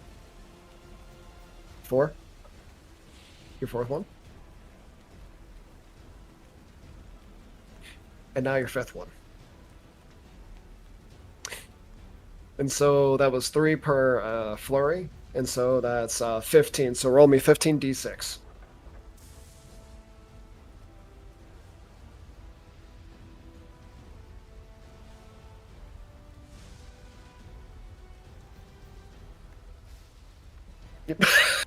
Yeah.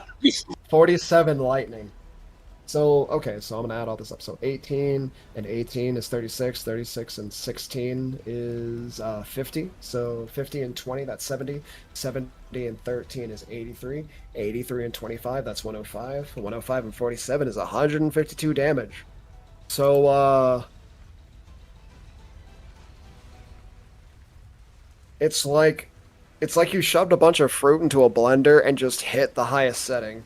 The combination of magics and lightning reduce this man into mush. Rather than him painting the walls with your blood, you paint the wall with his, and Evo, for that matter, as he is now covered in blood, guts, and brain matter. Oh, But I he guess still you yeah. has like a- that. Not have a time to have a flashback with him and his brother. There's no flashback moment, y'all. I'm sorry.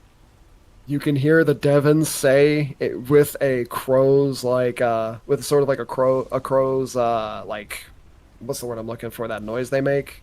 God, what is it called? It's sort of like that craw. He's oh my god.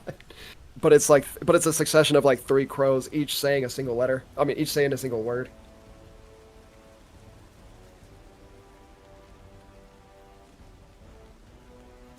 But it's Evo sleeping in a pool of blood, and it's not just his.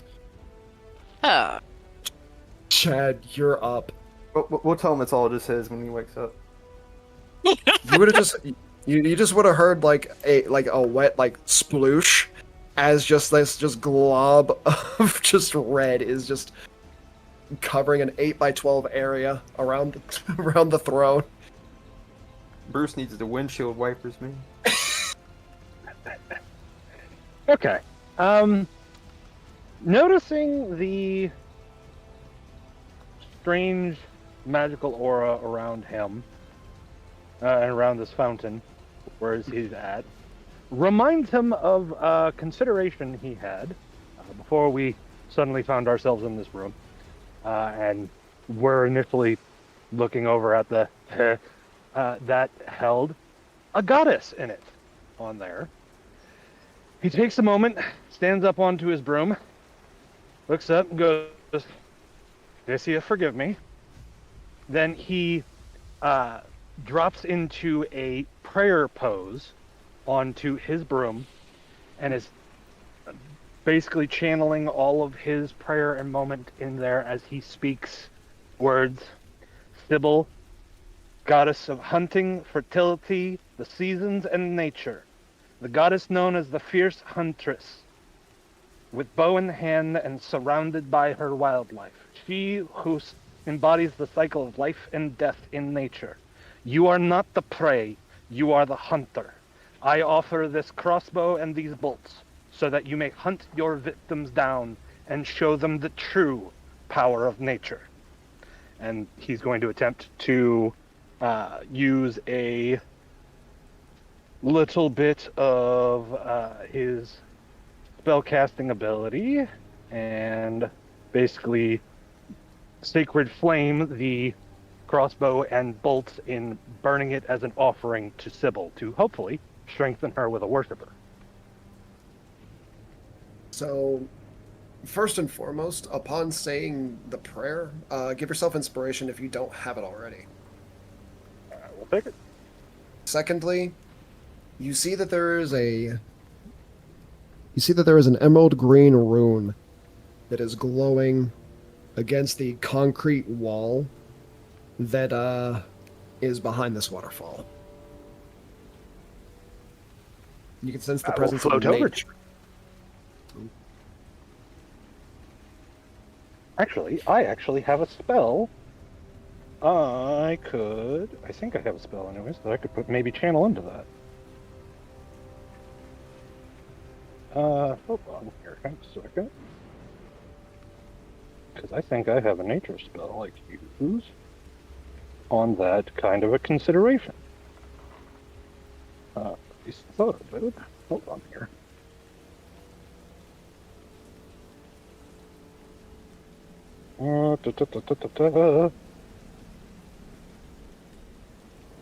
It is I do have a 4th level spell slot. Shape plants.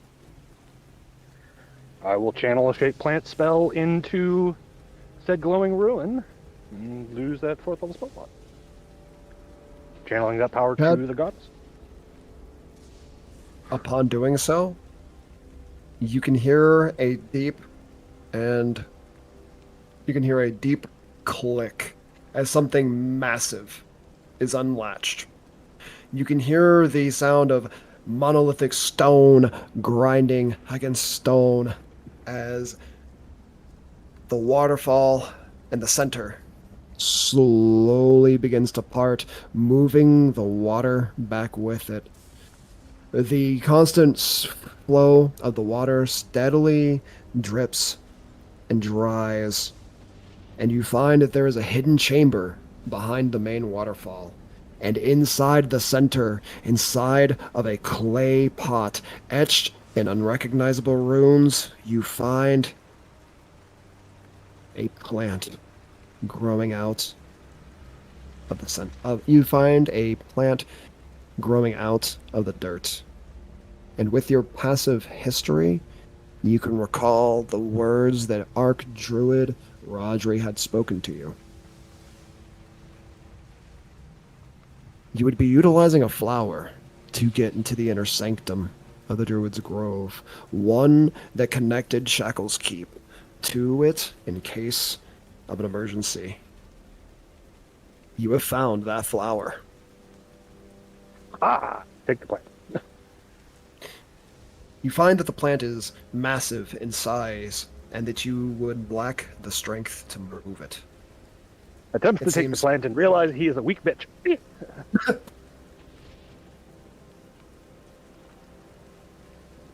In fact, where is Archdruid Rodri? It's been some time since you've seen the man. But anyway, is there anything else you wish to do there, Chad? Let's see here. With my bonus action, since I just used my 4 points,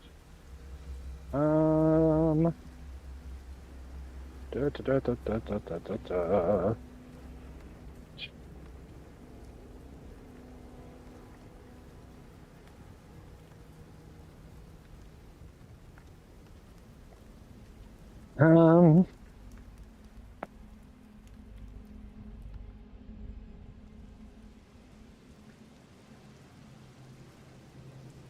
Hmm. I don't know what good things I could do with that bonus action, so I will just go with a. Let's go with a third level healing word to Evo. Ooh, okay. Okay. Here.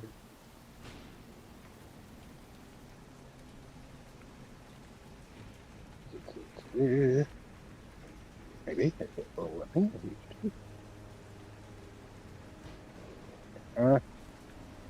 Yeah, third level. And Evo recovers 11 hit points. Hey, Evo. Your eyes snap open, and you immediately wish they hadn't. Oh god, it's everywhere. It's in your nose, your hair, your beard, your mouth. Reminds me of the war. Okay, It's it's about blood. okay. It's okay. All that matters is you're alive. Roll me a Constitution save.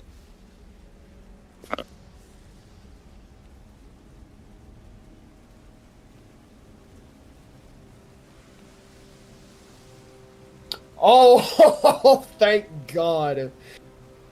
You're not infected with Wendigo psychosis, Evo. Congratulations. I've drank enough blood during the battles of camouflage myself, traveling through these plains. Damn, You know, like that Walking is. Dead, smearing myself in blood to not having to come after me. Blackthorn looks at Grieger. I think he needs to see a doctor. Oh, he's way past needing a doctor. He's gonna need some good old. He's gonna need to see a priest after this one. I'm technically neither of those things. I'm an exterminator. It's a different thing. Yeah, I know.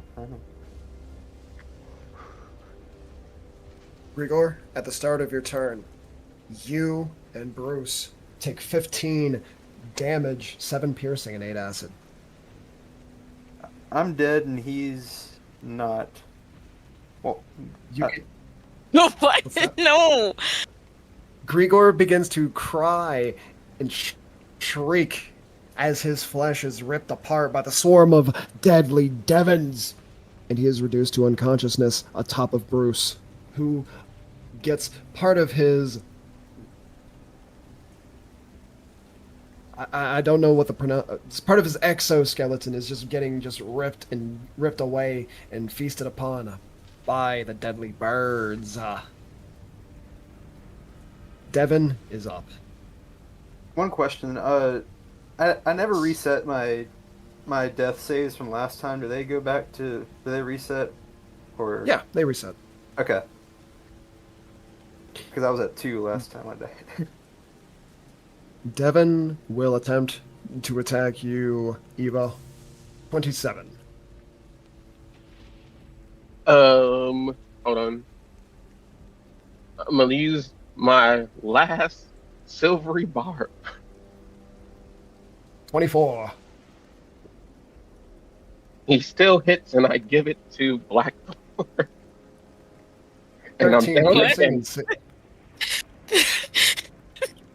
The But sword. he just points it. He points at Blackthorn. You can do it.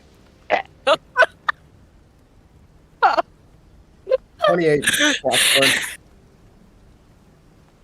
No. 17 piercing and 16 as. Hold on. Would you like to use a reaction?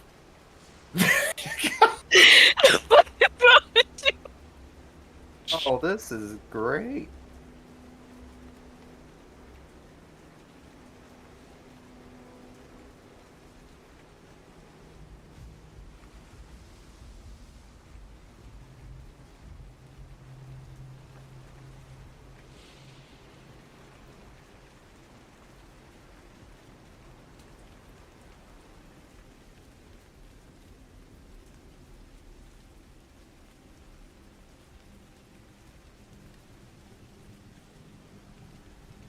You know what's funny is I will actually allow Hey,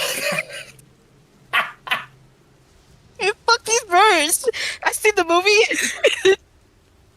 rolling that 1d10. You know the drill, Blackthorn.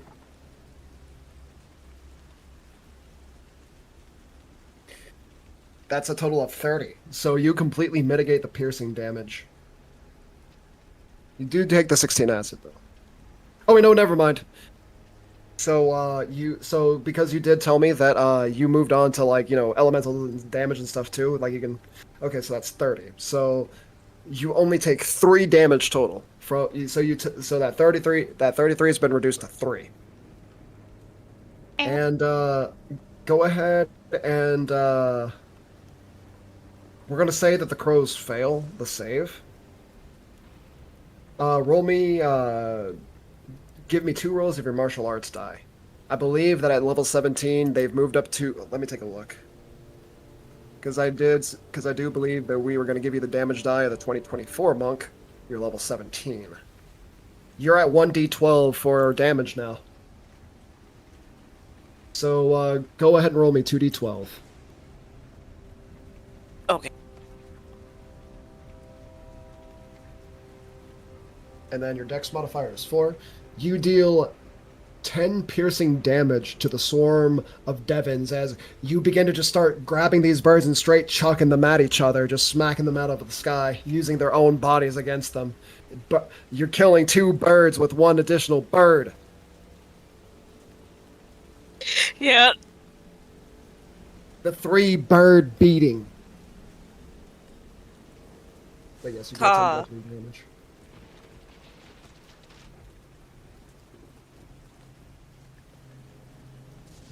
And with Gregor dropping unconscious, the hex will fade.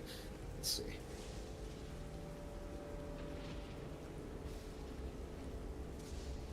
That is the end of Crow Knight Devon's turn. Evo, at the start of your turn, you fail one of your death saves as rip and tear. The crows are starting to feed. Roll me a death save.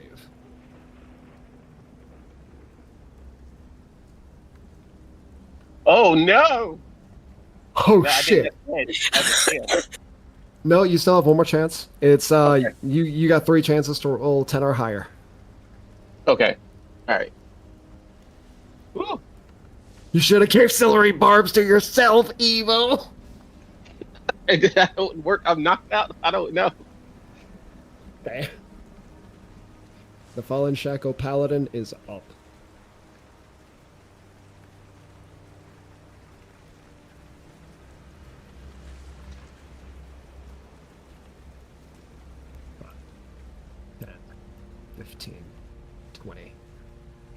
Darkness consumes your vision again, Blackthorn.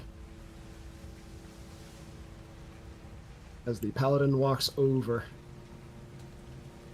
Oh dear.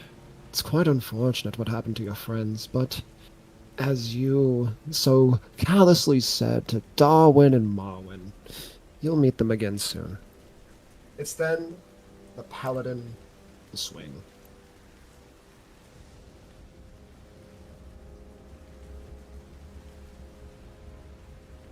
That is a miss. 20. Does a 20 hit you, Blackthorn? Yeah. Oh shit. With great weapon fighting enhancing his blow, it is extra devastating.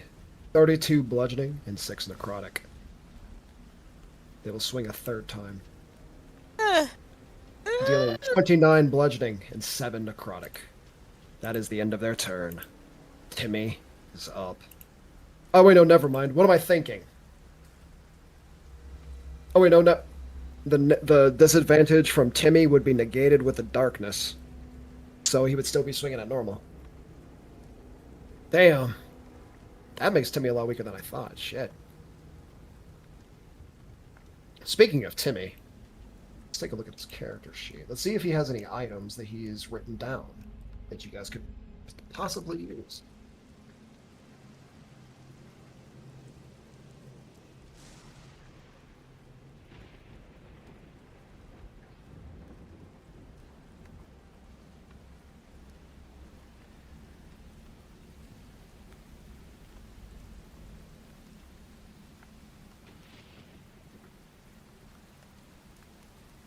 Damn, he doesn't. He had greater healing, but that's at 0. Damn.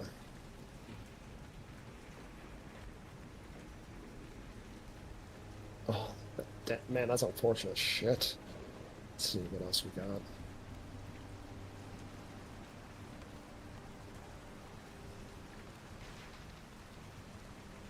Yes, but because it's darkness.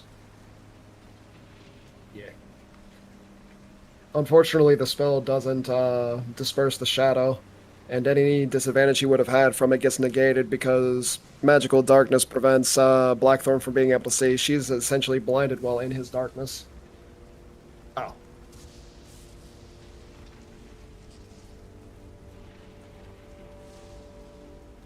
You know what? That's actually a... I'm about to say, the thing about that... Evil, roll me... I would have... If you were conscious, I would allow you to do this, but unfortunately... Oh yeah, I was talking about when this. I know we were 2 turns past it, but it was with the when it attacks. It was something with one of Chad's spells. Well, the thing of it is that... they're seemingly immune to blinding. Oh, okay, got it. They are, got it. But it's Oh, like I right, can't they outright, are. you know, I can't outright say it. I have to make you like roll to find out that information. But at the same time, you know, if you, I'm about to say, if you're able to piece it together, or if you, I'm about to say, or if you see, you know, how they're behaving, then either way, it ends up giving itself away in time. But Yep. we are on. If I can get back up, I can learn it.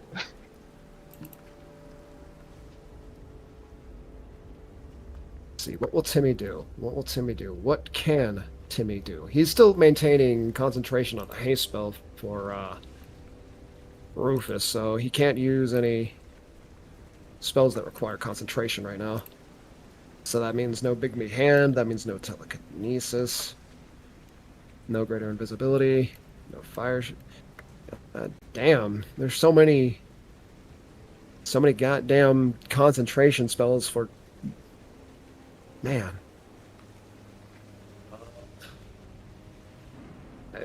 Shit.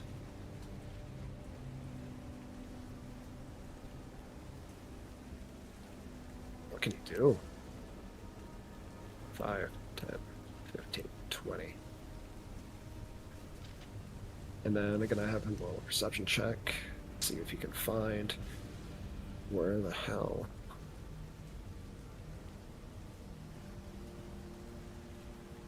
Alright, with an 18, 20, 25. If they're one of the people who have the blindness on them, they automatically fail any perception check involving sight. Got you. But I'm actually rolling for Timmy in this case. Oh, okay. My bad. No worries. Let's see. Timmy is going to move up, having located generally where the paladin is. And because of your position, Blackthorn, it is technically flanking. He is going to use those Thunder Gauntlets, and he's going to miss. He's going to hit for 11 Thunder and 7 Lightning. So 18 damage total. This is... Hold on. Oh, I think I have him like right on top of him. There we go. So then...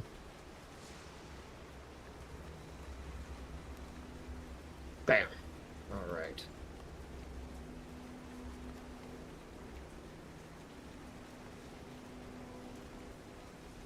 At the end of Timmy's turn, we move back to our fight in the sky. Where we had last left off, Gwyn and Rufus both were ripping, clawing, and tearing at each other as they descended rapidly to the ground below. Rufus, I need an athletics check from you.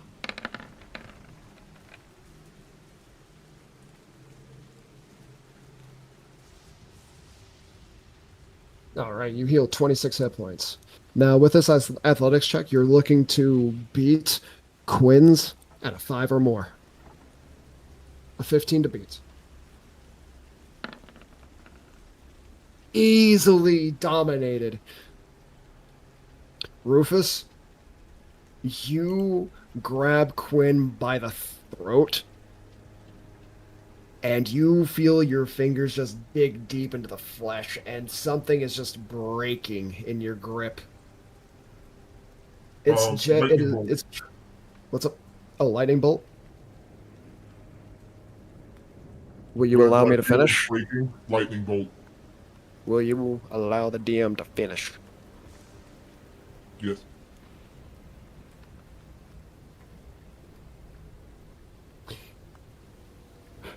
From this position, you begin smashing him in the face with your fist. Go ahead and what's your strength modifier?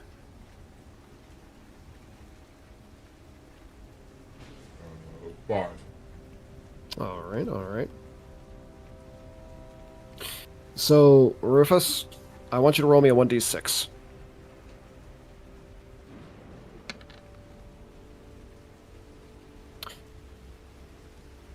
Whack. Whack. Whack. You ball up your massive fist and just begin unloading into Quinn's face. Figuratively speaking, of course. Now, roll me 96. Because with each smashing of your fist comes lightning. 37 plus 15 from your strength mod. That'll be an additional 52 damage you've done to Gwyn. Okay, now please continue on your turn as normal. Oh, well then, Rufus is just gonna keep beating the shit out of him. Keep Oh, smacking okay. him with his Oh, I thought fist. you were going to use lightning bolt. I thought you were going to use lightning yeah. bolt.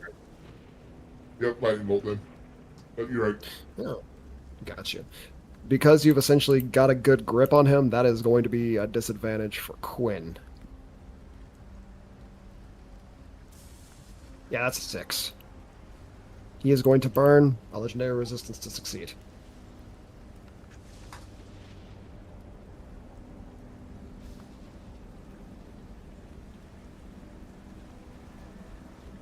This is lightning bolt as the 3rd level spell. 8d6. Yep.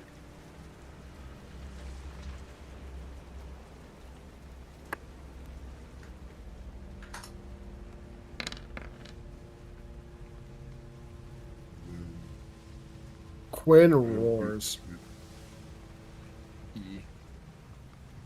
So, Gwyn Yeah. roars as the light. What's that? go ahead. Bye. Gwyn roars as your lightning bolt arcs across his body and into the clouds around him, spreading like a crack against glass. It disperses into the atmosphere, causing a thunderous boom. Is there anything else you wish to do for your turn? Oh, Rufus has many more attacks Rufus wishes to do. Well, you do have an additional action because of haste, which would give you 3 And- attacks. And Avatar. A 24. A 24 will be enough to hit. That is 43 damage. Then Rufus go again.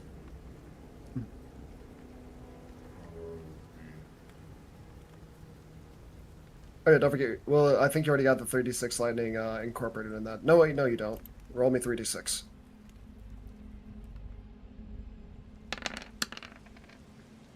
There we go, 7. All right. Then Rufus gonna pull out sword and smack him with big sword. All right.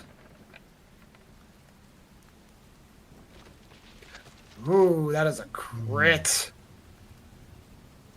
Roll me 6d6 for the lightning. 26 and 36. 62, 62 and 14. 76, 76 and 14. 90. 90 damage. My goodness. Rufus still have one more attack. Nope. Oh wait, you said did you ask or are you saying? Because I could have swore it was like 3. Yeah, Rufus does have one more attack. Yeah. Yeah, I got you. All right. Go ahead and give me that swing. Go ahead and give me that swing. Ooh, is that another critical? Oh, hey! God damn, 44 and 36? That is 80, 80 and 25. That's 105. That's Oh, a and strike that's roll, too. beautiful. And because of great weapon fighting, you could use your bonus action for another attack, right? Because you landed a critical hit.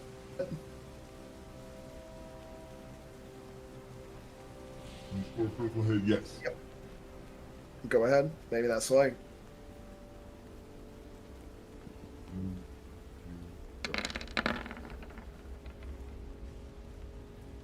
That attack will miss. Nope, never mind. Oh. Question. Yes.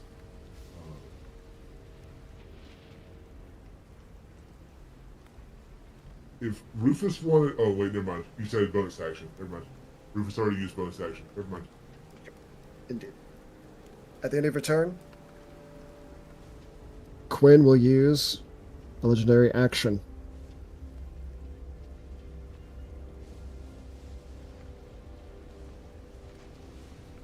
Roll me dexterity save.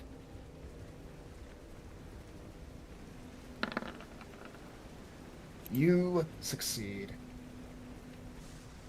No damage is dealt. He opens his mouth in an attempt to bite you, but you grab hold of the upper and lower portions of his mouth and just hold him at bay, pushing that hungry maw back.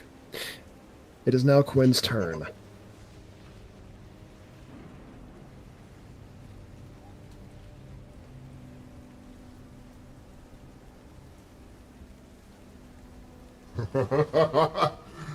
Rufus Aura! Rufus says no! 21, though. I think that does beat. Well, it should be at advantage anyway. Yeah, still 21. Yes, that would be...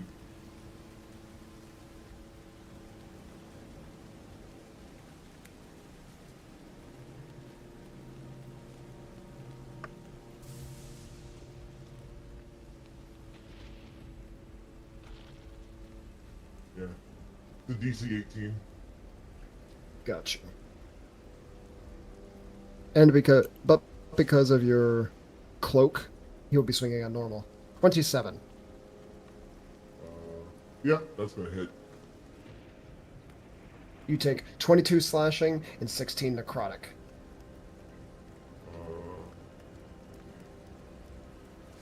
Yep, it is DC for half, so you still roll the lightning damage.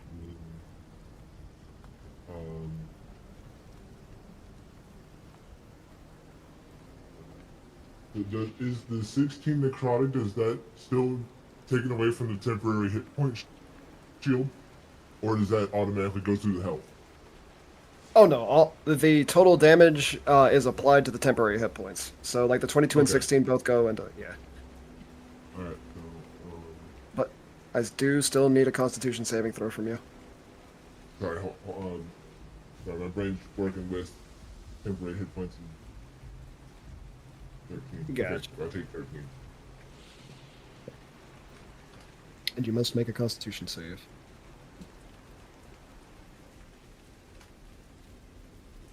Yes. Normal. 22, fantastic. You do not suffer the effects of exhaustion off of this attack. You will swing again. Ooh, a 14, that is a miss. You essentially bounce. You essentially deflect his strike with your blade. He will swing again. Again, another deflection. He will then swing for a fourth and final time.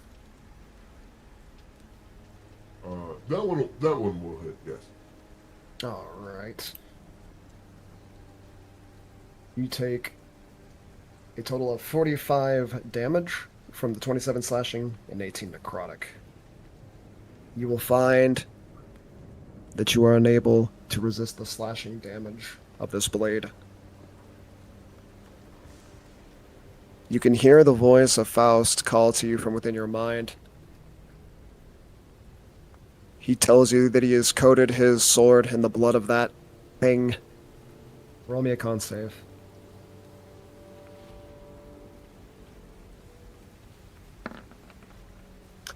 You stave off exhaustion. Gwyn will then use his bonus action. With a sickly, toothy grin, he disappears from your sight. You are left alone in the sky again. Down.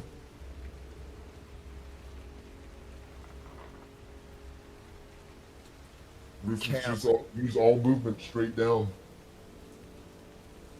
It's not your turn. Yep. Cam. Yep. Roll me another charisma saving throw.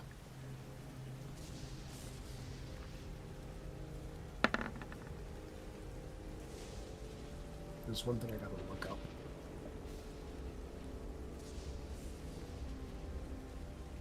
Yep, that's a 2. That ain't. As I said, the bird got no riz.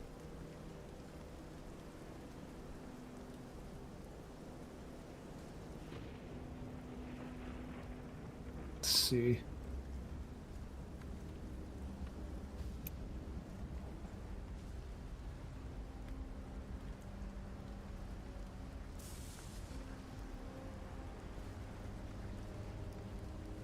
Cam? Yep.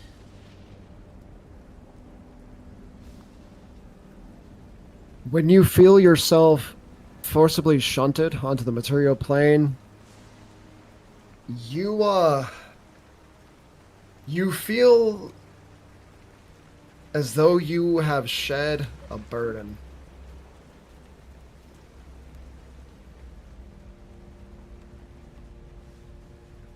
I'm not liking this. Check your PMs.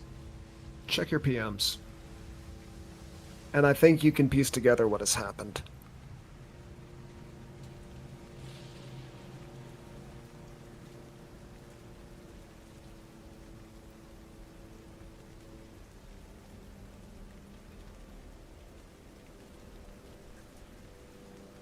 Well, fuck. When you look at your features, you find that you are mostly transparent. You can see the surrounding objects of the room by simply peering down at your chest. You see that you are still within the garb of your equipment. The bow is still grasped firmly within your hand, but as you gaze back into the ethereal plane, you watch as the black cloak figure with your body in its arms begins rapidly ascending into the sky. Oh, shit. Rufus, I'm sorry. Cam just kind of shouts to the freaking sky. What is your passive insight? Passive insight.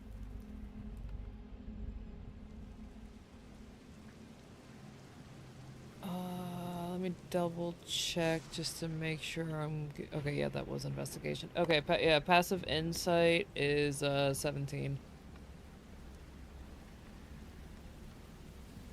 Though fear grips your feathers, small part of you can't help but feel a bit curious at the situation that you've been placed in. Using the length of your bow, you reach out and tap it against the wall and find that either the bow or perhaps even you can seemingly affect things on the material plane. And so long as you at least maintain your grip on your weapon, you can still fight. But the thought lingers like a heavy hand upon your shoulders. The body that had grown with you, every scrape and tumble, every morsel consumed, the feeling of a warm fire as it crackles. It has been cruelly snatched away from you. My All you baby feel now boy! is a bitter cold. Cam's thoughts What is it immediately you- Cam's thoughts immediately go to the little owlbear cub. Cam is now a ghost. Their physical body having been kidnapped.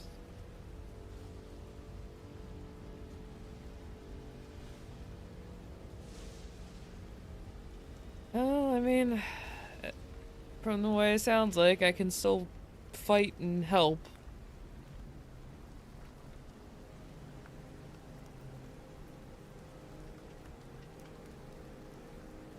I take it my HP is technically still the same? Yep. Okay. And, well, rather than blink, you can now freely move between the two planes. You no longer have to roll. You expose yourself to the ethereal plane so much. Little did you know that the creatures from beyond were ever present and ever watching. Not on purpose! Y'all rolled high so many. You have become a ghost. Ay vey. Cam wanted to hide so bad, he literally lost grip with his body. You have hidden from life itself. Boy, I Thessia wish can we no all could do longer- that. Thessia can no longer find you, Cam. Her light has been eclipsed. Can Cam possess things?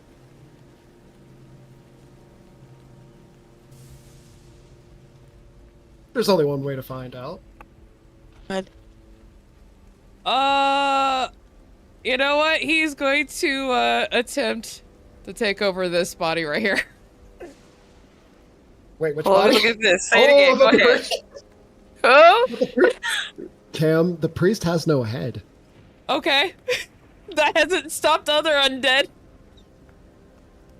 You know, that's entirely fair. they said, and modern problems Yeah. require modern solutions. Hey, you know what? Hatter, what do you think I should have her roll for this check? Oh, that's an interesting question here.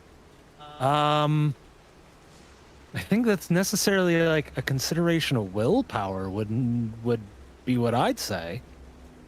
So another check involving charisma. No, either charisma or wisdom. You know what? Cam, roll me a 1d2. If you get a 1, I want you to make this roll with your wisdom. If you roll a 2, I want you to roll with your charisma.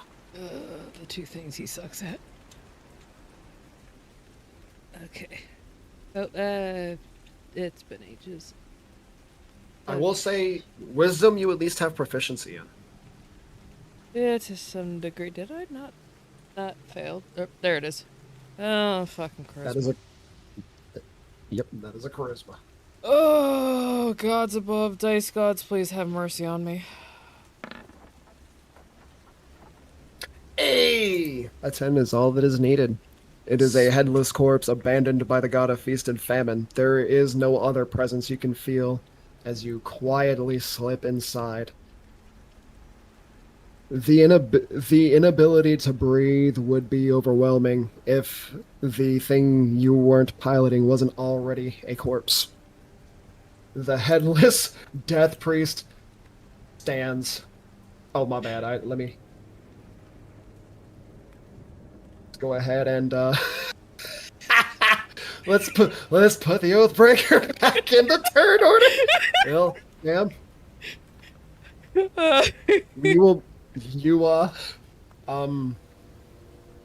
while possessing the Death Priest, you will be unable to use your typical roguish actions. However, I will share the Oathbreaker's information with you. Awesome. Oh, like test driving a new car. He really is a rogue. A new car that's not his. Well, it says nothing beats a Jet 2 holiday. God damn it. Well, someone's about to go on a... Sorry. Nothing No. beats a Jet 2 holiday. No. Sweet. Cam really is possessed. No. All right. What can this dude do? Ooh, oh shit. Okay. I take it this body has all its spell slots back since he's borrowing it. Yep, I'll allow the spell slots to be back. Okay. For his one and only turn, because technically the potion of speed is with his physical body. He's going to go ahead and oh wait, how much does that do?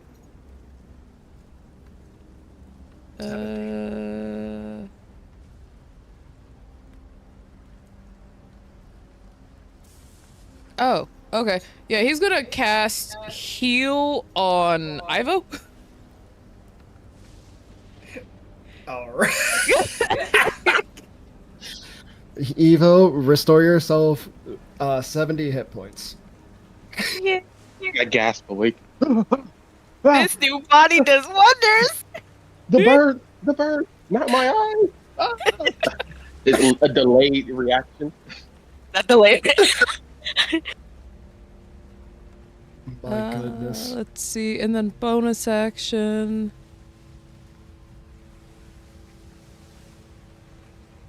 Yeah, I'm not gonna do that.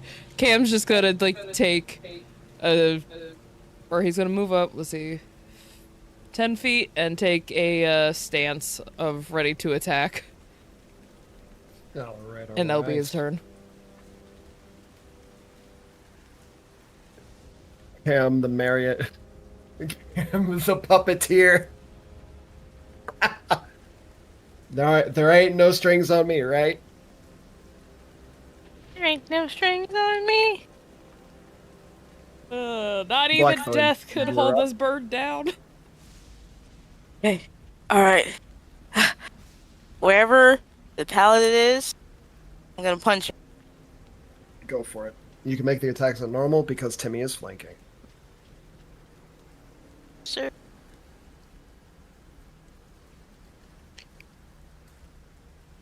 That will not be enough to hit. Oh wait, you have silvery barbs. That's an advantage. Oh. I'm Okay. gonna go ahead and delete this. You go ahead and roll again. Hey, you hit. Roll damage.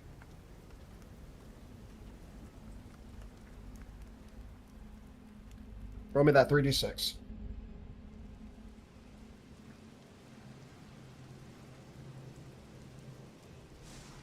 $26 and 20. That's 38. What's half of 38? 19. All right. So the Shackle Paladin's got to roll a fucking 19 on his con save. Oh yeah, he darkness drops. Ah, it's over. Without a doubt, Kingdom Hearts is light. I don't know, we're gonna hear the word light and darkness said about 500 times. It's Kingdom Hearts time. Here we go. Yep, Blackthorn. You can now see that. Well, she's still in the den of crows, though. She can't see. She's still in the crows. Oh yeah, speaking of crows, Pushed him. I did it though. Blackthorn, you take 9 damage, 5 piercing, 4 acid.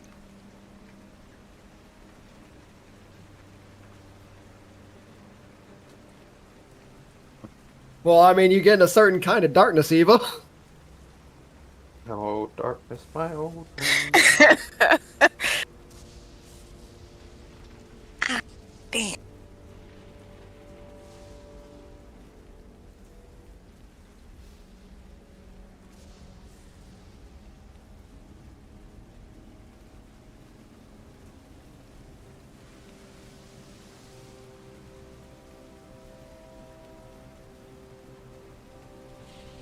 It's like one of those annoying encounters in Baldur's Gate 3 where you're like having to lob health potions at like one of your guys that just keeps getting Yeah, dropped. it's because they always target the one with the least amount of health. You're just stuck in a loop of. You're just stuck in a death loop. Oh, happy death. But let's see. So No, that, no. that was your first unarmed strike. You have another unarmed strike. Oh, okay. All right. But then you have your flurry of blows if you want to use your key for that.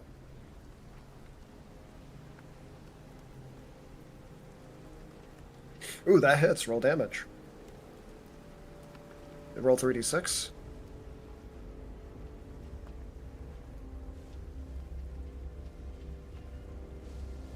Alright, that's 29. The Shackle Paladin with that attack, the Shackle Paladin drops to his knees and throws his glaive away. He brings his arms up in surrender. Stop! I'm all that's left, don't kill me! He begins shaking. I don't have to blows, but I'm gonna let you. I'll allow this god. Oh, he's got to make that con save. Don't. Ryan thinks he can surrender. That's hilarious. Please don't. Damn it. What's your wisdom modifier again? Isn't it a 5? Yes. So, and your proficiency bonus is a what? 6. So that's 11 plus 8, so 19. He failed his con save. You got a 19 to your DC. So yeah, he is he's lying on his stomach, stunned, shivering. The coward. And she looks down at him in his eyes. Stay put. Good boy. And with that, all that remains is Devon.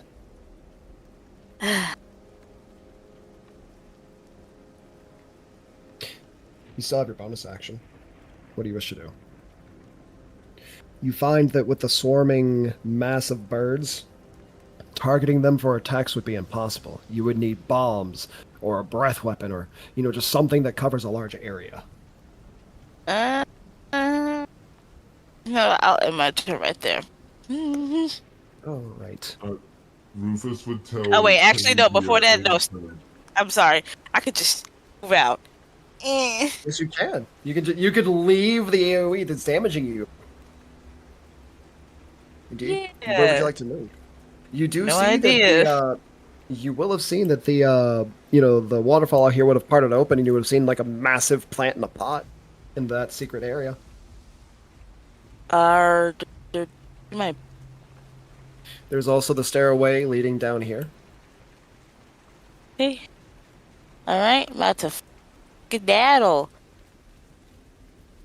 There is as you pass out of the swarm of crows, you can't help but notice that there is a headless corpse standing at the far end of the room. Oh my god. I beg You your can see that pardon. there's the muscles in the chest flex randomly, and just like little spurts of blood, like ketchup, just spritzing out the top. Or like a fizz, or like fizz from a shaken up can, right? Yes.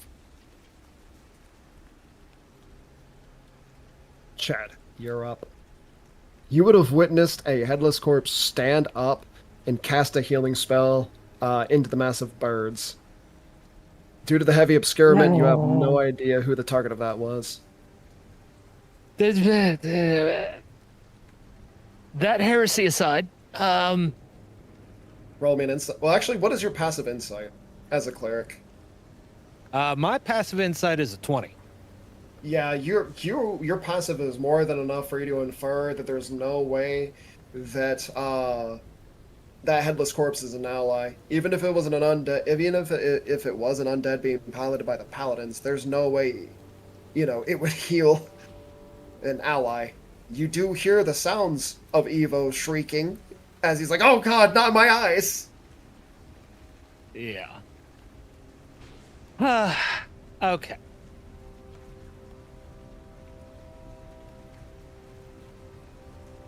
Let's get down to business. I'm going to, if I have the right thing here, I'm going to fly my happy butt. 5, 10, 15, 20, 25, 30, 35, 40. We'll fly to right about there. I think that would make a... that's not what I want. I don't want the thingy. I want the circle. 30-foot radius. Cool. We're going to... where did that ability go? I just had it right here. God damn it. Aha. We're going to channel divinity Radiance of the Dawn. That would have been great more during the holy crap earlier. But hey, you're using it now. I've got this moment. Yeah, I'm using this now. Mostly because again, there's the fucking goddamn crows, and this is the only way I'm going to hit the fuckers without murdering the rest of the people in the middle of them. Because otherwise, I just fireball. So Devin, well, it's a fail. Let's just say it's a fail. And the other paladin dude over there with Timmy. So even though he is non-hostile to you, you are finishing him off. You know what? I respect it. Yeah, I'm tired of their shit. Fuck him. Well, he makes it You're- said. Well, man. Yeah, he fails. That is a fail. So they're both going to take 2d10 radiant plus my cleric level, which is 17. So that is 22, plus the 3d6 lightning. Oh, right. Go ahead and roll me that 3d6 lightning. That's another 7. So that's 29 total. Beautiful. It is. Ooh. Again, Chad kind of flies over there. It's like, I don't give a fuck about all this goddamn fucking heretical shit. Fuck you. Once your radiance is enough to reduce a paladin to unconsciousness, his last words, "I don't want to die, my master." master doesn't like failure. You, within mere moments of his eyes closing and his body going limp, you watch as he is violently lifted into the air by an unseen force, his limbs just hanging there limply. You then hear a sickening crunch as his body is just folded in half and then folded again. You can hear a sick squelching that joins the cracking of his bones as he is compressed further and further until he is nothing more than just a tiny mound of flesh, like a sponge being wrung of its contents before being uselessly discarded upon the floor. Chad going to he basically takes the remainder of the cigarette that he did have on him, flicks it on the body, and goes, watch me give a fuck. Then as he lights up another smoke, he's going to be casting a let's make it a third level healing word on Gregor. All right. Grigor gets to stand back up. 14. Fantastic. Grigor, your eyes shoot open. The embrace of death will not have you yet. But unfortunately, at the start of your turn, you take... Well... Let's see. Let me go ahead and pull that up. Set up a... Oh, actually? No. You find that when you wake up and find your mental faculties, you find that the swarm of ravens has been reduced in number. And Rip and Tear is no longer ripping and tearing.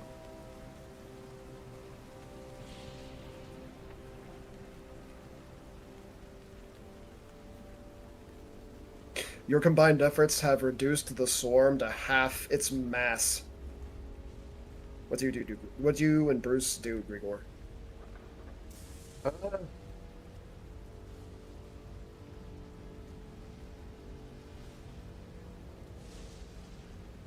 I think we just keep attacking the. We just attack the crows again, like head on. Roll me an insight check.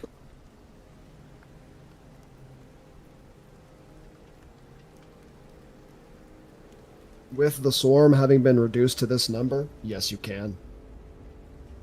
Though you'll find that your damage will be resisted.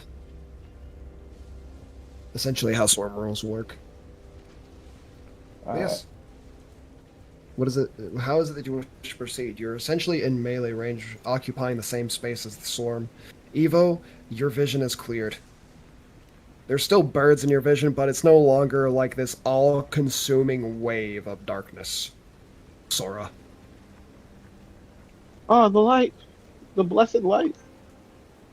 Is Evo is like close to me, right? So that I probably shouldn't do what I'm thinking about doing. Do it! No. I'd rather not.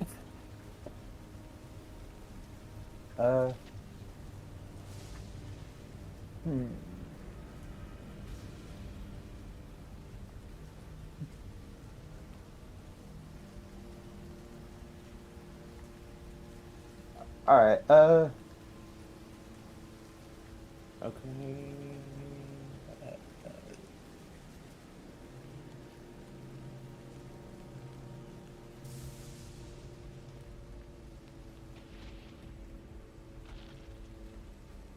Can I put one of these down and just have it kind of snowball around? Flaming snowball. I love it.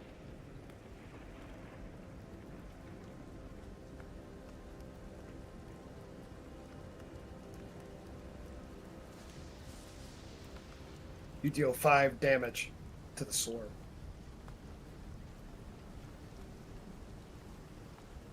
That was your action. Plus the 3d6 lightning.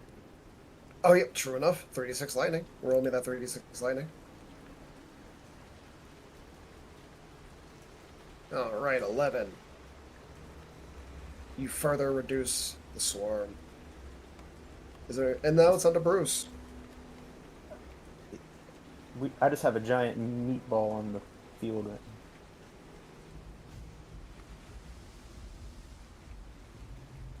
You hit. Roll damage. Oh, he's on advantage. Let me switch to normal. I'm gonna re-roll that. Go for it. You hit. Roll damage. And then add 3d6.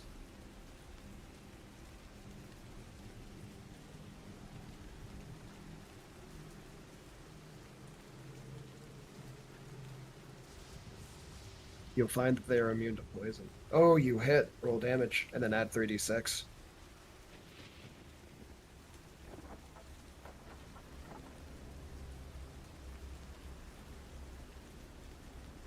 Swarm is reduced still.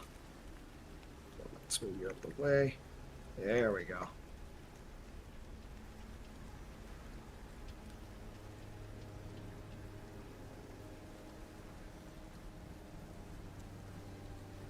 Alrighty. It is now on the Crow Knight, Devon. And when he has been reduced to such a small number, the swarm quickly reforms itself, and Devon stands before you again, though you'll see that he has undergone a noticeable change. I'm going to go ahead and pop him in NPCs of interest, so y'all can take a look.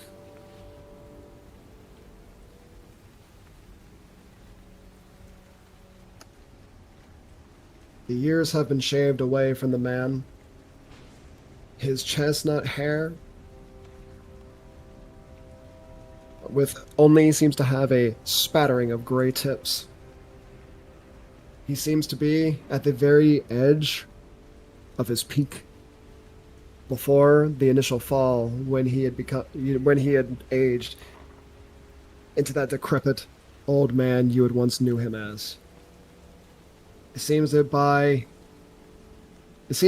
being just marinated within the bellies of those crows infected by this plague, he has regained his youth. And he has turned his blade against you. And with that, we will be ending the session for the evening, starting with Devon's turn when we get back. Oh God, he's in front of me. He's staring at me menacingly. You see he's got that great sword gripped tightly in his hands, and he is just ready for round 3. He's right behind me, isn't he? Right in front of you, actually. Oh. And with that, I wasn't the actually. session comes to a close. Too late. Too late. Grigor It's canon now. It's canon now. No. Okay. I'm messing with you, man. I'm messing with you. It's okay. No, that it'd be hilarious if he just. That'd be hilarious. It's like, no, he's in front of you. Are you stupid? Well, I mean, he is much shorter than the big swarm he was before. So, I mean, you do have to kind of look down from your position. You know, you are 15 feet in the air. So, like... Oh, is he going? Is he going? Oh, no. Okay. It's just, nope, you just had to look down. There you go. Oh, little squeaker right there. But yes, that is the end of our session for the evening. I wanted to say thank you all so much for showing up tonight. I hope you enjoyed.